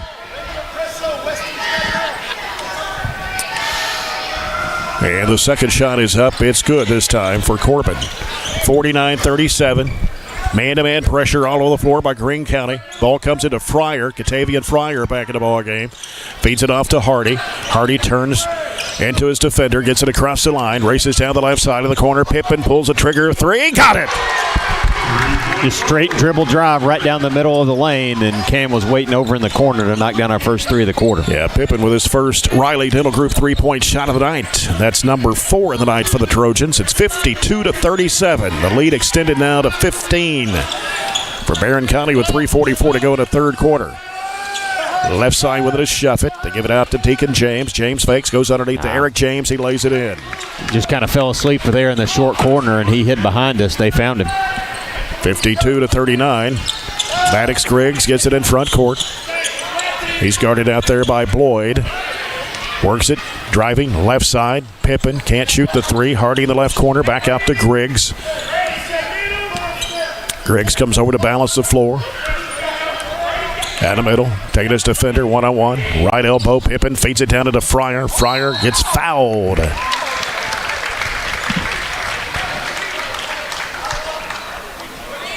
Foul is on 24. That is Shuffett, his second. Team second. Barren County's basketball as Griggs will toss it in. Feeds it into Pippen. Wide open shot. Banked it up. No good. Battle for the rebound. Fryer down on the floor. Tying it up. Wow. Tried to get a timeout there, but didn't get it. It's a little too late to get it, but that would have been a good use for one of our 5. We do have the possession arrow. Griggs on the left baseline to toss it in. Gets it into Pippen. Puts it up. No. Look, he got fouled on that one, but didn't have control to throw it up. Yeah. Driving it down. There's Deacon James. Flips up the shot from his hip. It's no good. Missed everything. Griggs in a trap. Feeds it to Fryer. Gives it to Hardy. Fires it to midcourt to Shelton. Shelton. Spin move. Up and under move. And a travel on Shelton. With 2:41 to go here in the third, a 13-point lead for Barren County at 52-39. Deacon James with it for Greene County. Derek James Jr., and that's going to skip off his hand. It sure is. Just their second turnover of the night. We've got 5, so it's been a decently well-played game. And when you look at the score, and we got 52 points up there, you clearly know you've had to have a lot of offensive efficiency. Pippen will toss it in for the Trojans. Gets it into Griggs. Griggs races down. Pulls up with a 12-footer. Got it. About 9 points for Maddox Griggs. I'd say he's played well off the bench, hasn't he? Yeah, 54-39, Barren County. 2:18 to play, third period. And a long three from the left wing that's no good. Rebound comes to the hands of Nunn. He'll get rid of it to Hardy. And a foul, and he wrapped around her waist that time. And James, that's Deacon James, his second personal. And that'll be number 3 of the Dragons. They are 0 of 6 from 3 this quarter, and they've had a lot of clean looks. Thankfully, they haven't made any of them. Shuffett going out, also Corbin going out. They bring in Shively and Judd for the Dragons. As Pippen gets the ball in play to Griggs. Griggs getting pressure in the backcourt. Gets it across the line. Reverses back to the left, then back to the right, then back to the left again. Lost the handle. Loose on the floor. He's got it. And timeout call. Good timeout. And let's see. That will be the first timeout call by the Trojans. 30-second timeout with 1:57 to go here in the third quarter. Barren County 54, Greene County 39. This timeout brought to you by the People's Bank. I don't have a ton of scores, but I don't know if there were some cancellations tonight because of weather. It did not post on the KHSAA website the last time I looked, and that was about 4 o'clock. Bowling Green is going to be an interesting team this year. They lost a ton, and people, I've seen them being picked as far back as 5. You don't really see Bowling Green team being picked that far back in the region, but they're up 36-24 at the half over Franklin. I didn't mention this. The Bowling Green Daily News prep poll had Warren Central 1, Clinton County 2, Bowling Green 3, Greenwood 4, and Barren County 5 in the Bowling Green Daily News prep poll today. South Warren 6. South Warren was 6, Metcalf 7, Franklin Simpson 8, Glasgow 9, and Monroe County 10. In other polls, it's been the same 3, Warren Central, Clinton County, Bowling Green. They feed it into Nunn. Right side it goes to Pippen. Back out front it goes to Hardy with 1:52 to go. 3 is to Maddox Griggs. To go in the middle to Browning, who's checked back in. Pippen wanted to shoot that 3 from long range. Drives into the paint. Get it out of there. And throws it back out to Browning. He drives the baseline. Cut off trying to force up the shot, and it's pinned on him against Eric James Jr. And it will be Greene County's basketball with 1:36 to play here in the third period. In that situation, you got 1.5 minutes left in the quarter. In that situation, you're perfectly content, not really taking the air out of the ball, but just trying to see what they give you offensively, passing around. Instead, we turn it over. Eric James Jr. driving into traffic, a whistle and a foul. And they're going to put this one on Maddox Griggs, and that's his third. Team's third of the quarter. Ben Blackburn, Weston Shelton returning to the Trojan lineup for Maddox Griggs and Cameron Pippen. Deacon James, right of the bucket for Greene County. Floats it out. Eric James Jr. fakes, drives against Browning, and he's going to be fouled. Shot goes down. And that's going to be 20 points now for Eric James Jr. The foul on Browning, his first, team's fourth. 54. I don't know, 41 now the score. And Eric James Jr., 6'4" senior, puts it up and in for point number 21. 54-42. Turn it over and give up a 3-point play there in the same sequence. 1-2-2 or 1-2-1-1 there. Feeds it to Blackburn underneath, trying to muscle it up. No, ball slapped away out of bounds. Stays with the Trojans with 1:06. Got a break there. I thought Ben slapped it out. Couldn't get a hold of it to put it up and in because he did initially have a wide open layup. Hardy deep in the left corner to toss it in. Comes into Nunn. He'll send it out to Blackburn. Back to Hardy in the corner. Feeds it to Nunn. A foul from behind on 22. Is it 22? I believe it is. Judd. Sorry. Yeah. It's going to be his third, team's fourth. Barren County ball underneath to the left with Cade Hardy to toss it in.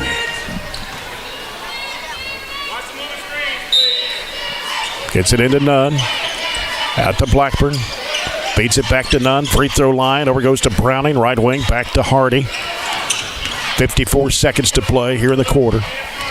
Hardy backs out almost to midcourt. Gives it over to Shelton. Shelton here on the near side. Getting some pressure. And he had it slapped out of his hands. I'm not sure. There's a technical foul has been called on the Greene County coach, Montrell Irvin. Yeah, I don't know if he thought maybe Shelton came back across the line and over and back should have been called. I don't know. There's a lot of feet out there. But he got hammered. Yeah. He got hammered. I couldn't be sitting anymore at the 50-yard line here, and he did not cross the midcourt stripe. He was looking at the wrong feet. And Hardy will shoot the 2 technical free throws. Shot goes up good.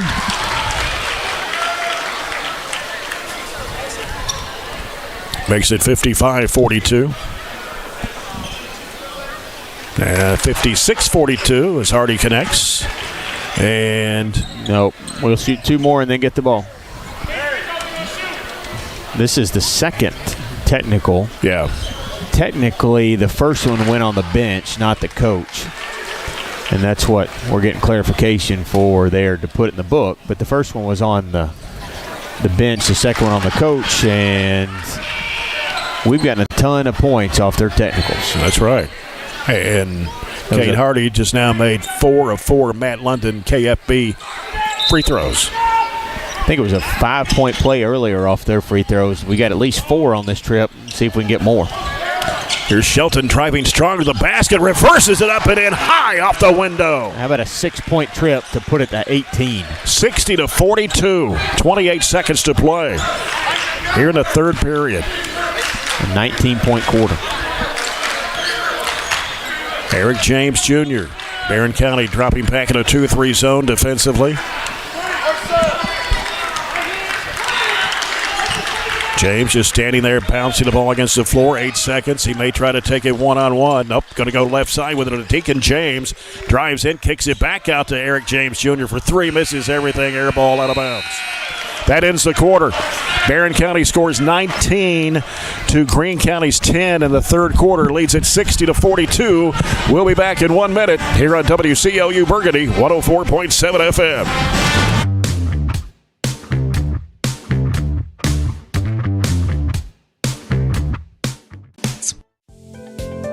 At Kuzma Family Dentistry, we specialize in changing smiles and changing lives.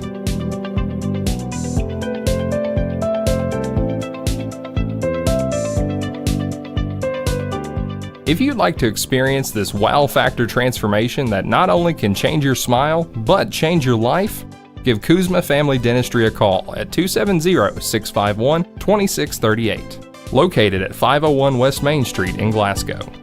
It's been an amazing 33 years. I've been blessed to have someone by my side that I can count on no matter what. Like 3 years ago when I had that car accident, you really came through for me. So I just want to say thank you, Alan, for being my Farm Bureau insurance agent. Kentucky Farm Bureau, big on commitment. Oh, he's been great too. Here at Bobby Steenbergen Court at Barren County High School Gym. This fourth quarter brought to you by Scooters Coffee. Trojans have the basketball to start the fourth. It comes into Cade Hardy. He's guarded closely by Deacon James. Left-handed pass off to Blackburn. Pulls up, goes underneath the Bird. Out it goes to Shelton for a three. It's no good. Long rebound to the corner. Shelton saves it from going out of bounds, but Greene County has it. 3-on-3 in the corner. Three in the air. Way short underneath. A shot put up over the rim. No good by Shively. Bird clears it out for Barren County. Gives it off to Hardy. Hardy is going to be fouled. He split the defenders, and somebody got him. Number 3, Deacon James, his third. Team's first of the fourth.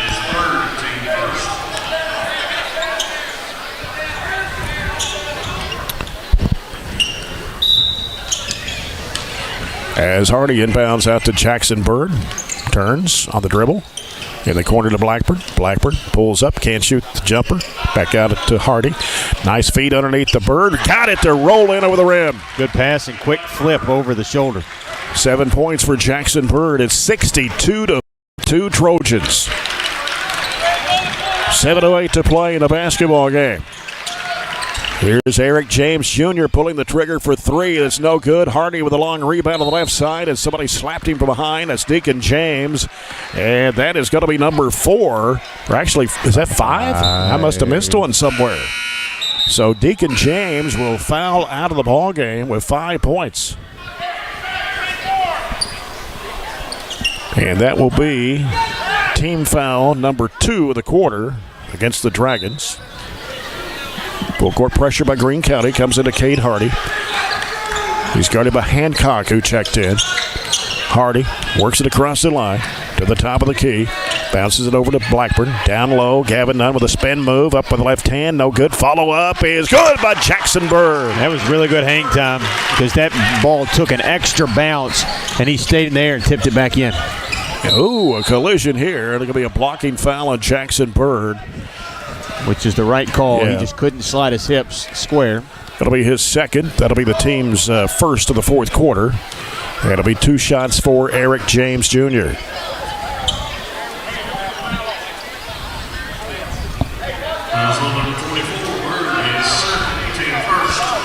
Eric James Jr., 21 points, make it 22. Actually got both of those, right? So 23. Now for James, 64-45. And Blackburn having trouble. They steal it from him. Driving it down in the lane, up with a right-hand shot that's no good. Trickles off the rim. Rebound, Weston Shelton in traffic, and he'll give it to Hardy. Cross-court pass, Bird. Feeds it underneath to Nunn. He let his defender fly by, and he lays it in. That's how you move the ball down the floor without ever taking a dribble right there.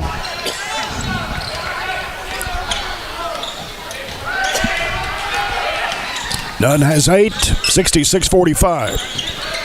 Three-point goal good on the left side there by Shively. It's their first 3 in their last 10 attempts. 66-48. Hardy may have got away with a walk, and that ball's going to go off a Greene County player and out of bounds. And that's what Warren said. Just settle down, settle down. We are up 18. We do not have to be in any type of hurry. No. But we almost turned it over there because we were a little out of control. Cameron Pippin back in the ball game for the Trojans. Here's a jumper by Shelton. It's off the mark. Rebound tapped out. Whistle, foul. Somebody over the back, and that's Jackson Bird. His third. Second foul of the quarter against the Trojans. Carson Browning will come in for Jackson Bird. 5.5 minutes to go. 66-48. Trojans' largest lead, 22. Eric James Jr. with the basketball for Greene. Out top of the key. Double screen for him. Goes right side of the lane. Throws it up. No good. Foul on Griggs. And I believe that's number 4 on Maddox Griggs. That'll be the third foul of the quarter for the Trojans. And Eric James Jr., who's scored 23 tonight. Make it 24. He has half of the points. It's 66-49. Almost half, right? Yeah. Griggs checks out. Blackburn checks back in for Coach Warren Cunningham.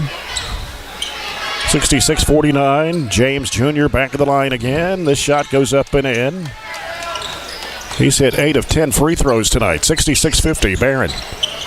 22-point lead down to 16. Still 5:17 to go. They come chasing Hardy. Midcourt pass off to Blackburn. Blackburn pulls up in the corner. Browning for 3. No, off the left side of the rim. Greene County Shively with a rebound. Eric James Jr. working inside. Jumper, no. Rebound to Cameron Pippin. Somebody smacked him across the arm. And it'll be charged to Corbin, his third. Team's third. Barren County's basketball, just under 5 minutes to go. Here's a run out coming to Weston Shelton. Got his defender on him, though. Shelton gets fouled. And this one will be on Hancock, his first. 4 on the Dragons here in this quarter.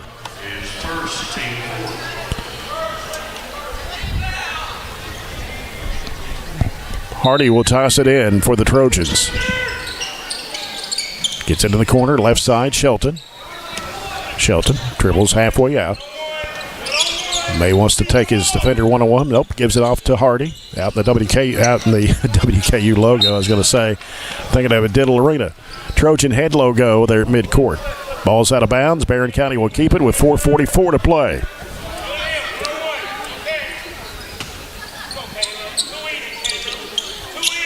Weston Shelton. One-on-one, spin move, up with an off-balance shot that trickles off the rim, and it's going to be out of bounds off Greene County.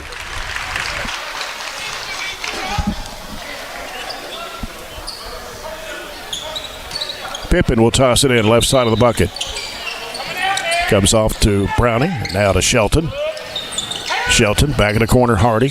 Going to fire the 3. Ooh, wow, what a shot, and he gets fouled with a hand in his face. Kind of took an extra bump, didn't it? Yeah. Foul is on Corbin, his 4th. Give Hardy the 3-point bucket. Riley Diddle Group 3. That's his 3rd one of the night. 20 points of the night for Cade Hardy. Make it 21 as he has hit 10 of 11 free throws. Back to 20. 70-50 the score. As Greene County's Elijah Bishop brings it up for the Dragons. Right now, Hardy, Shelton, Blackburn, Browning, and Pippin in the ball game for Barren County. Blackburn gets the rebound off the missed shot. Hardy in the backcourt fires it up to Shelton. Shelton driving to the baseline of the corner. Pippin spots up for the 3. It won't go. Good shot, good look, just wouldn't go down. Half the quarter gone here in the 4th. And it's Bishop. He dropped the basketball, has to get rid of it. Over it goes to Shively. Inside, Eric James Jr. puts it up and in, and he draws a foul. 27 now for Eric James Jr. Browning commits a foul. That's number 2. 4 team fouls on the Trojans this quarter. Couple of changes here as Shelton and Blackburn go out. We got Griggs and Fryer back in for the Trojans. Free throw is up and good for Eric James Jr. Gives him 28, and it's 70-53. Barren County with 3:50 to play. Hardy in the backcourt. He was double teamed off the Pippin. He stops, waiting for Hardy to come by, and that will be over and back. He did not plant. His feet were not planted when he came to the front court, and that is the right call. And it'll go back to Greene County at midcourt across the way with 3:43. You don't want to call a timeout there, but you almost see that turnover developing before it happened. Eric James Jr. trying to work off a screen to the right side. Try to get around Browning. Browning fouls him. That's his third. Team fifth. Yeah, those will be 2 shots. With 3:34 to play, 2 shots for Eric James Jr. 28 tonight. James averaged 16.5 points a game last year. He also had a lot of help from some other guys, too. Blakeman was the main one. Yeah, he had Blakeman, he had Marr. Blakeman averaged 17.5 last year. Marr averaged 13. Second shot is also good. Now he has an even 30, and it's 70-55. He had Kuate there last year, too. Averaged 7.5 points, 7.5 rebounds. And I have a feeling he will have him back. He's just not eligible tonight. Got to get over. Off to Pippin. Pippin getting a lot of pressure out there from Bishop. He'll give it over to Griggs on the left side. Griggs working back and forth behind the back dribble, reversing back left, now looking right. Oh, he broke the count. 5-second count? Huh. I don't know about that one. That's He stopped counting, and then he picked up the count again. Yeah, as somebody yelled over here, there's a lot of time left. I'm not real comfortable with a 15-point lead, just because and I felt like for about the last 6 minutes, this game has just kind of turned into a pickup game. Yeah. Eric James Jr. penetrating. The shot goes up, no good, but he's fouled once again. And it's on Shelton, his third.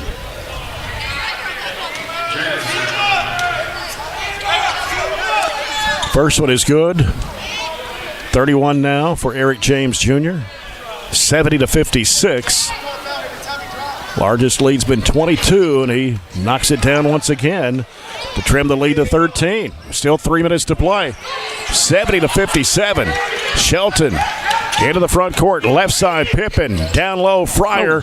Bird inside, throws up the shot. He's fouled. Just couldn't catch it. Just couldn't catch it quick enough to catch it clean and put it in. And that's 5 fouls on Corbin.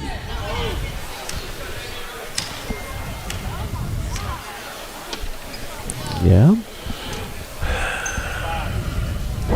I don't know.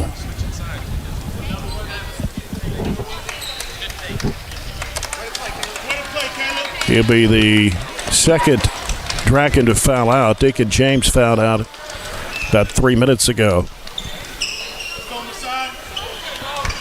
And so Jackson Bird is at the line for 2, 9 points tonight for the 6'3 senior. Barren had a 22-point lead. It's down to 13, and this free throw is missed. 2 shots. One more. 2 shots. Yeah.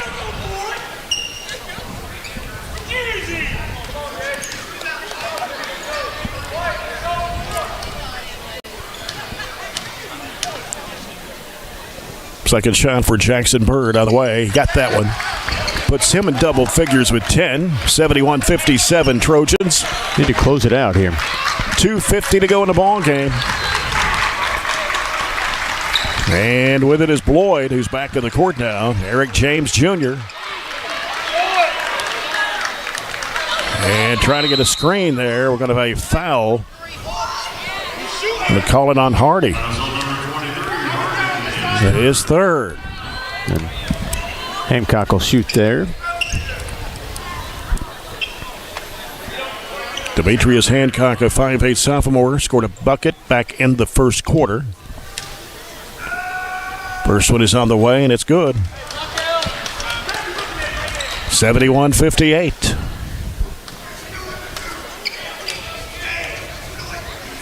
Second shot of the way, rim's good. 71-59. Lead is down to 12 after a 22-point lead. 2:37 still to go. Full court pressure by Greene County man-to-man.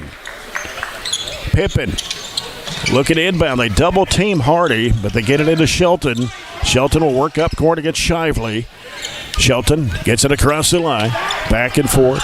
Trying to take him one-on-one. Gives it over to Nunn. Back out to Hardy with 2:25 to play. Nunn has it right corner. Back out to Hardy deep on the right side. Against his defender, Shively. And now we got a foul. Actually, that was Bishop. And Bishop commits his second. Everybody's shooting, right? Well, let's see, Kate Hardy tonight, 10 of 11 from the line. First one good. 22 for Kate Hardy. 72-59 Trojans. 2:16 to play. Second shot also good. Warren Cunningham will call a 30-second timeout. 2:16 to go in the ball game. Barren County 73, Greene County 59. Coming up, we'll have our postgame report brought to you by TJ Regional Health. We'll take a look at the postgame stats brought to you by McDonald's. Coach Warren Cunningham's comments tonight brought to you by Colton Steakhouse and Grill. We'll have the play of the game brought to you by CPC Commodities and the player of the game brought to you by Southern States. Again, the Trojanettes winning earlier tonight, 54-37 over the Greene County Lady Dragons. We'll take a trip to Elizabethtown Friday. Girls game will start at 5:30. We'll be on there at 5:15 with John Butler. And then a busy week next week. We have 14 games next week. Got Caverna on Monday here, Russellville here on Tuesday, and then next Saturday is interesting. 9:30 a.m. game in Bowling Green, the girls against Todd Central. Then we come back here for the Don Franklin Hoops Classic on Saturday night of next week. Trojans will play Edmondson County. Was that a 6? That's a 6 o'clock, yeah. 2:10 to go here with the Trojans leading 73-59. Eric James Jr. steps back, shoots a 17-footer, and hits it. It's their last timeout. 73-61. To pull it to 12, and that's his last full timeout. Full timeout. We'll take a 30-second timeout. 30 seconds here on WCLU Burgundy, 104.7 FM.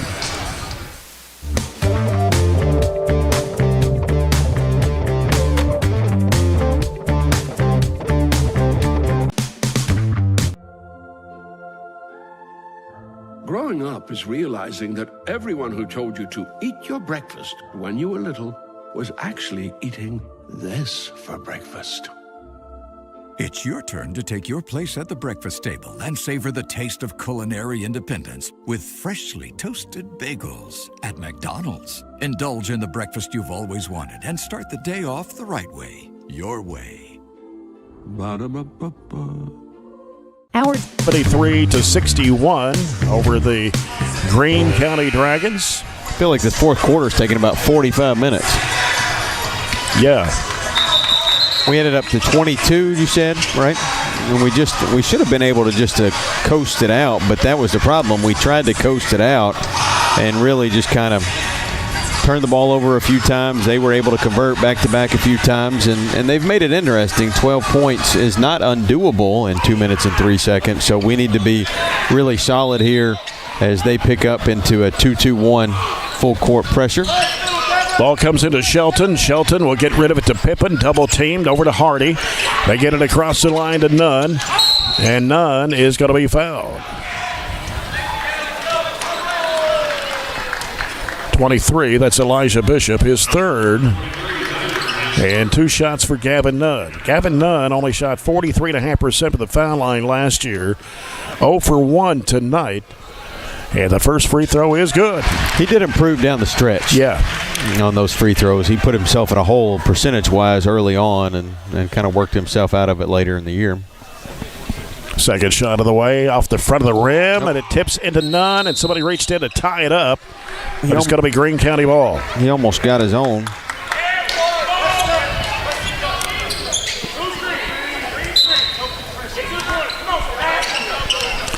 Minute 52 to play.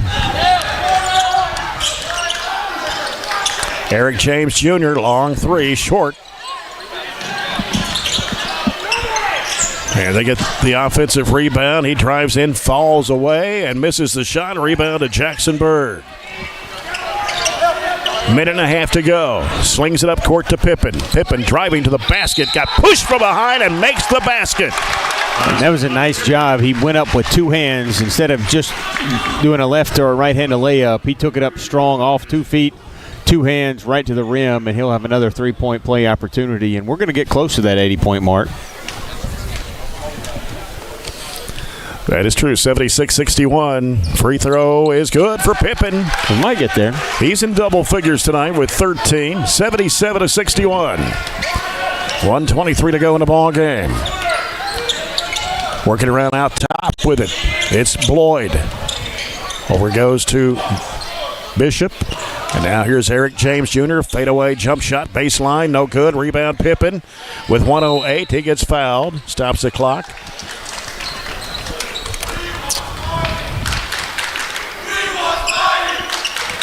And so we'll walk to the other end of the floor.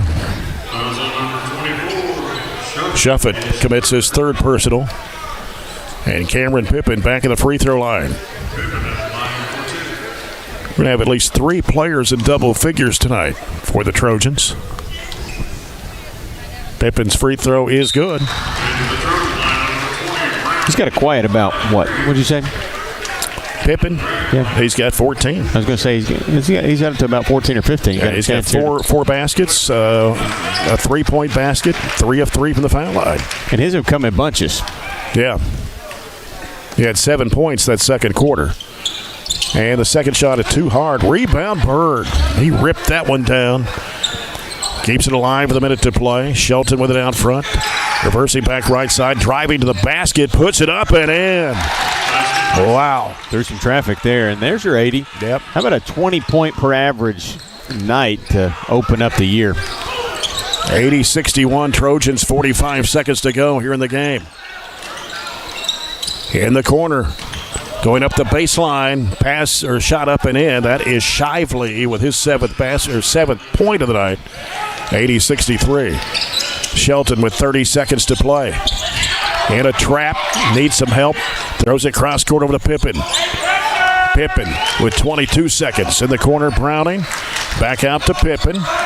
Now Pippen getting some pressure. Got bumped out there by Judd, and that's his 4th. So Cameron Pippen will head back to the charity stripe once again.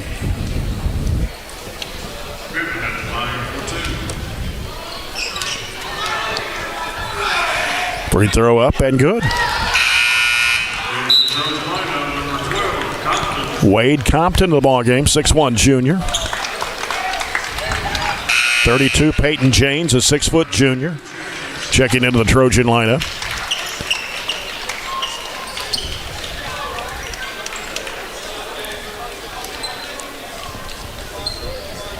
And we're going to get Cameron Combs in the ball game, a 5'10" sophomore, and Cale Edwards, a 5'11" sophomore for Barren County. Pippen, second toss is good. Also coming to the ball game, 42, Tyson Miller, 6'7" junior. 15 seconds to play, 82-63 Trojans. Greene County with the basketball. Bloyd around the left side, driving. Fadeaway shot is no good, but a foul on Barren County with 6 seconds to play. It'll be on Cameron Combs. Game that never ends. Yeah, this second half, especially this fourth quarter, is taking forever. Been a lot of fouls called. lot of free throws, too, isn't it? Yeah. First one is no good by Bloyd. At 8 points in the first half, knocked down 2 threes that got Greene County going there. And he really cooled off after that. Bloyd gets the second of the 2. It's 82-64, and that'll about do it. The Trojans win it here on the Bobby Steenbergen court at Barren County High School gym tonight with an 82-64 victory over the Greene County Dragons.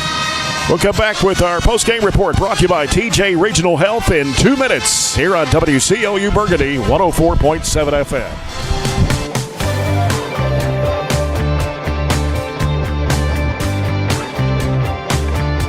Dental health plays a vital role in our overall health. Practicing good dental hygiene is especially important for children. When was your child's last checkup? Riley Dental Group is invested in making sure you and your family have the healthiest smile possible. They understand a dental visit may prompt anxiety or nervousness, but Dr. Riley and his team offer a variety of solutions, including a comforting and friendly visit from Bennett, their therapy dog. Call Riley Dental Group for an appointment, 651-5939. Mow, dig, haul, trench. The reliable Kubota BX Series subcompact tractor is highly capable.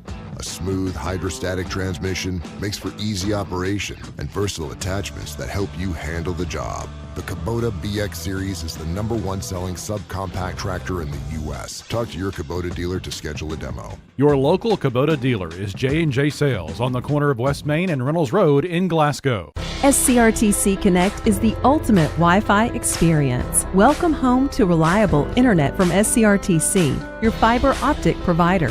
Create a tailored environment that allows you to take control of your Wi-Fi. Simple and intuitive features to keep your Wi-Fi network safe and at peak performance. Sign up for SCRTC Fiber Fast Internet today and download the ultimate Wi-Fi experience to take control of your internet. SCRTC Connect. Southern States and Glasgow knows it's summertime now, but Billy and Lindsay want you to be prepared when the weather turns cold. Hey, Lindsay, it's hot.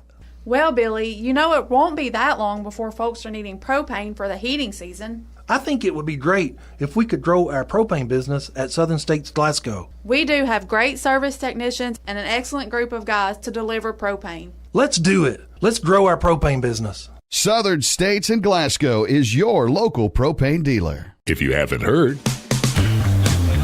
Back here for the post-game coverage brought to you by TJ Regional Health as Barren County wins tonight 82-64 over the Greene County Dragons here in the season opener. Trojans trailed at the end of the first quarter 20-17, then went on top 41-32 at the half, outscoring the Dragons 24-12 in that second period. Outscored Greene County 19-10 in the third to take a 18-point lead. Their largest lead was 22 at 64-42. Both teams scoring 22 points in that final quarter. And for Greene County tonight, they had 20 field goals. 5 of those were three-point shots. They were 18 of 23 from the foul line. Eric James Jr. had 34 of Greene County's 64 points tonight. He was the only player in double figures.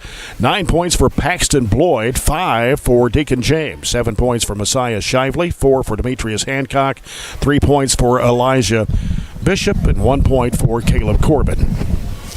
Barren County Trojans tonight, 24 field goals. 5 of those were three-pointers. And from the free throw line, this is unofficial, 29 of 37 from the charity stripe tonight for Barren County. Had 3 players in double figures, almost had 6 players in double figures. 3 of those guys, 9 points apiece, which we'll talk about in just a second. Cade Hardy, 23 points tonight for Coach Warren Cunningham to lead the Trojans in scoring. He had 4 baskets, 3 of those were three-point shots, and he was 12 of 13 from the foul line. Cameron Pippin was 16 points tonight. He had 5 baskets, 1 of those a three-point shot. He was 5 of 6 from the charity stripe. 10 points for Jackson Bird tonight. He had 4 baskets, 2 of 4 from the foul line. 9 points for Gavin Nunn tonight. He had 4 baskets, 1 of 3 from the foul line. Weston Shelton with 9 points tonight. He had 3 baskets in the second half, 3 for 3 free throws there in the first quarter for his 9. Maddox Griggs scores 9 points tonight. He had a couple of field goals, one of those a three-point shot, and he was 4 of 4 from the foul line. 4 points for Carson Browning, had a field goal, 2 of 2 from the foul line. 2 points for Ben Blackburn, and Catavian Fryer saw some action, went 0 for 2 from the foul line, but did not score tonight for Coach Warren Cunningham as he makes his way out for post-game comments. And Coach's comments are brought to you by Colton Steakhouse and Grill. Coach, congratulations on the win. It's always good to start the season off with a victory. Beats the heck out of the other option. That's true. But we played well tonight. Yeah, we did, and I think I think we learned a lot from the scrimmages, especially the LaRue scrimmage. We didn't play as well, and I thought LaRue had a lot to do with that. They were very physical, and we didn't respond to that very good. And I was texting with Brad Johnson a little bit the other night, and he said, well, that's why you scrimmage good people, and that's exactly right. I thought that scrimmage helped us a lot tonight with the physicality of this game, and I thought we rebounded the ball well. We made free throws. We made some plays, made some shots, and I'd like for us to rebound the ball a little bit better. In that one stretch there, we gave up some offensive rebounds, and then got to guard a little bit better. Especially, 5 is a load. He's hard to guard, but you got to make some guys do some different things sometimes. And I know this is a totally different team really for you this year. Bird and Pippen, neither one played last year, but both of those guys combined for 26 points for you tonight. I thought the guys off the bench, and I know Jackson didn't come off the bench, but I thought the guys maybe that weren't. Cade had a great game, and he's in a completely different role, but I thought he was so good running our team and making passes and hitting guys that were right in the right spot, and then he made some shots, made some free throws. But I thought those other guys, Cameron and Jackson, and I thought Maddox Griggs gave us a big lift. Carson Browning got on the glass. All of those guys gave us a really big lift at different times in the game that was huge for us. Cade Hardy is going to be your leader this year. Senior, 23 points for him tonight, 3 threes. He had a field goal, and I think he was 10 or 11 of 12 at the free throw line, something like that. But had a great game overall defensively and on the offensive end of the court. Yeah, and he has been that guy for us every day, and he's just completely taken ownership of our team as far as being a leader. And you never know when guys will do that. You never know who's going to do that until sometimes they have to. He's always played with Bray and Tate, so he never had to do that.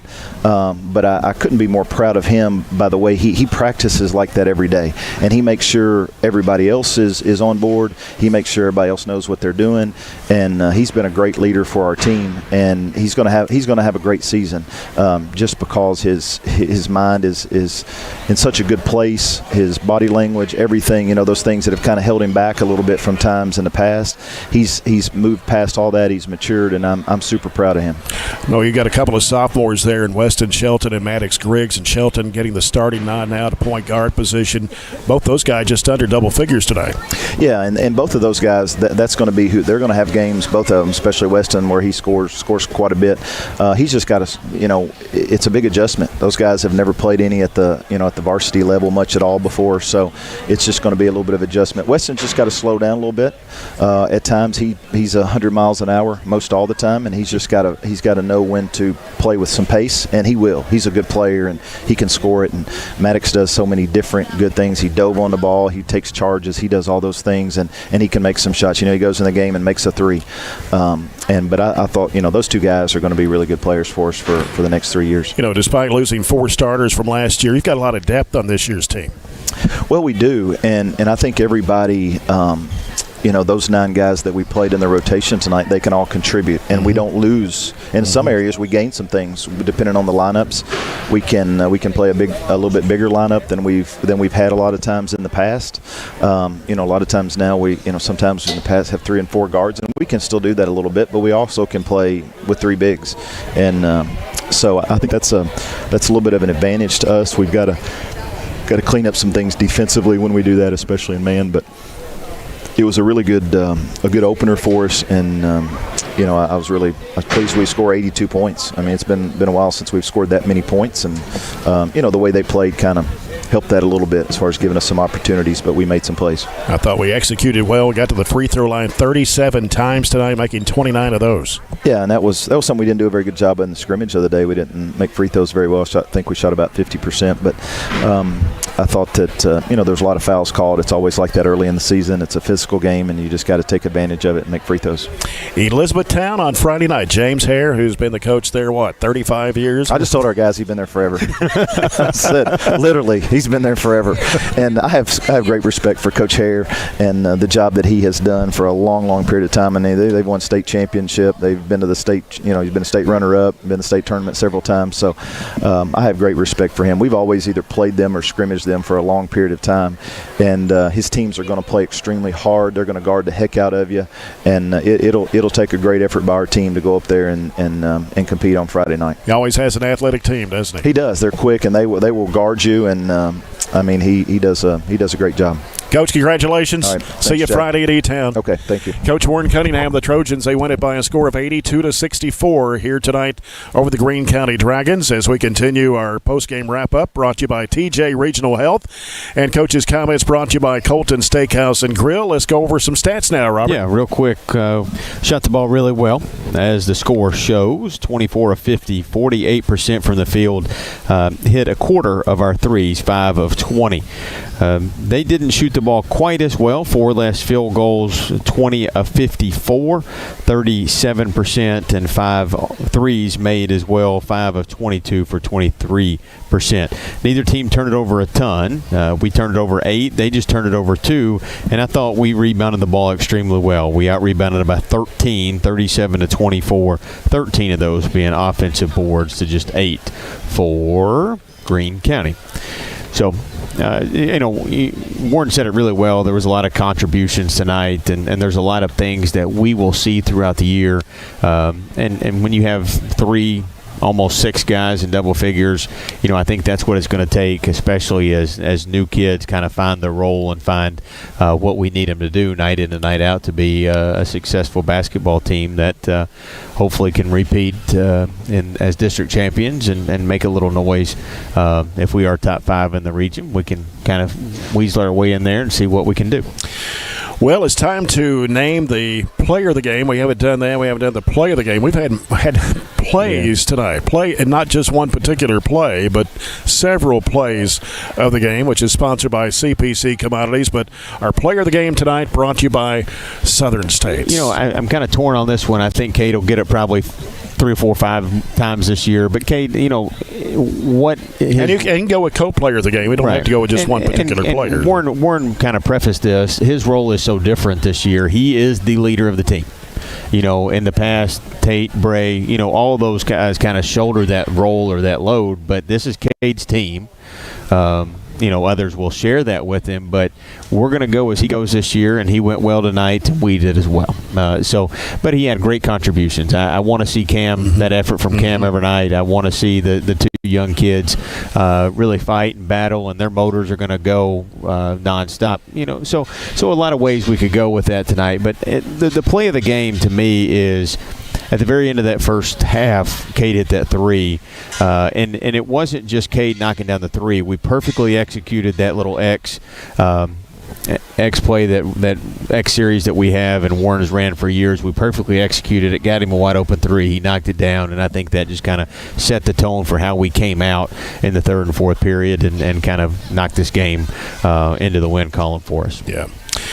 All right, I think we got any other score updates? I don't believe we do. I don't think so. They're not coming in like we would thought. It's 9:30 already. But anyway, time for us to get out of here. Again, the final scores again tonight: Barren County 54, Greene County 37 of the girls' game. To the guys, it was the Trojans 82 and the Dragons 64. Friday night we'll be in Elizabethtown. John Butler will join me for that broadcast of both those games. Girls' game will start at 5:30. We'll be on there at 5:15 with the boys' game to follow. Until then, for Luke Pritchard, our studio producer, for Robert Bauer here courtside, Aaron Russell and his crew with the BC live stream, this is Jay Turner. Still Friday night. Good night, everybody, from Trojan Gym.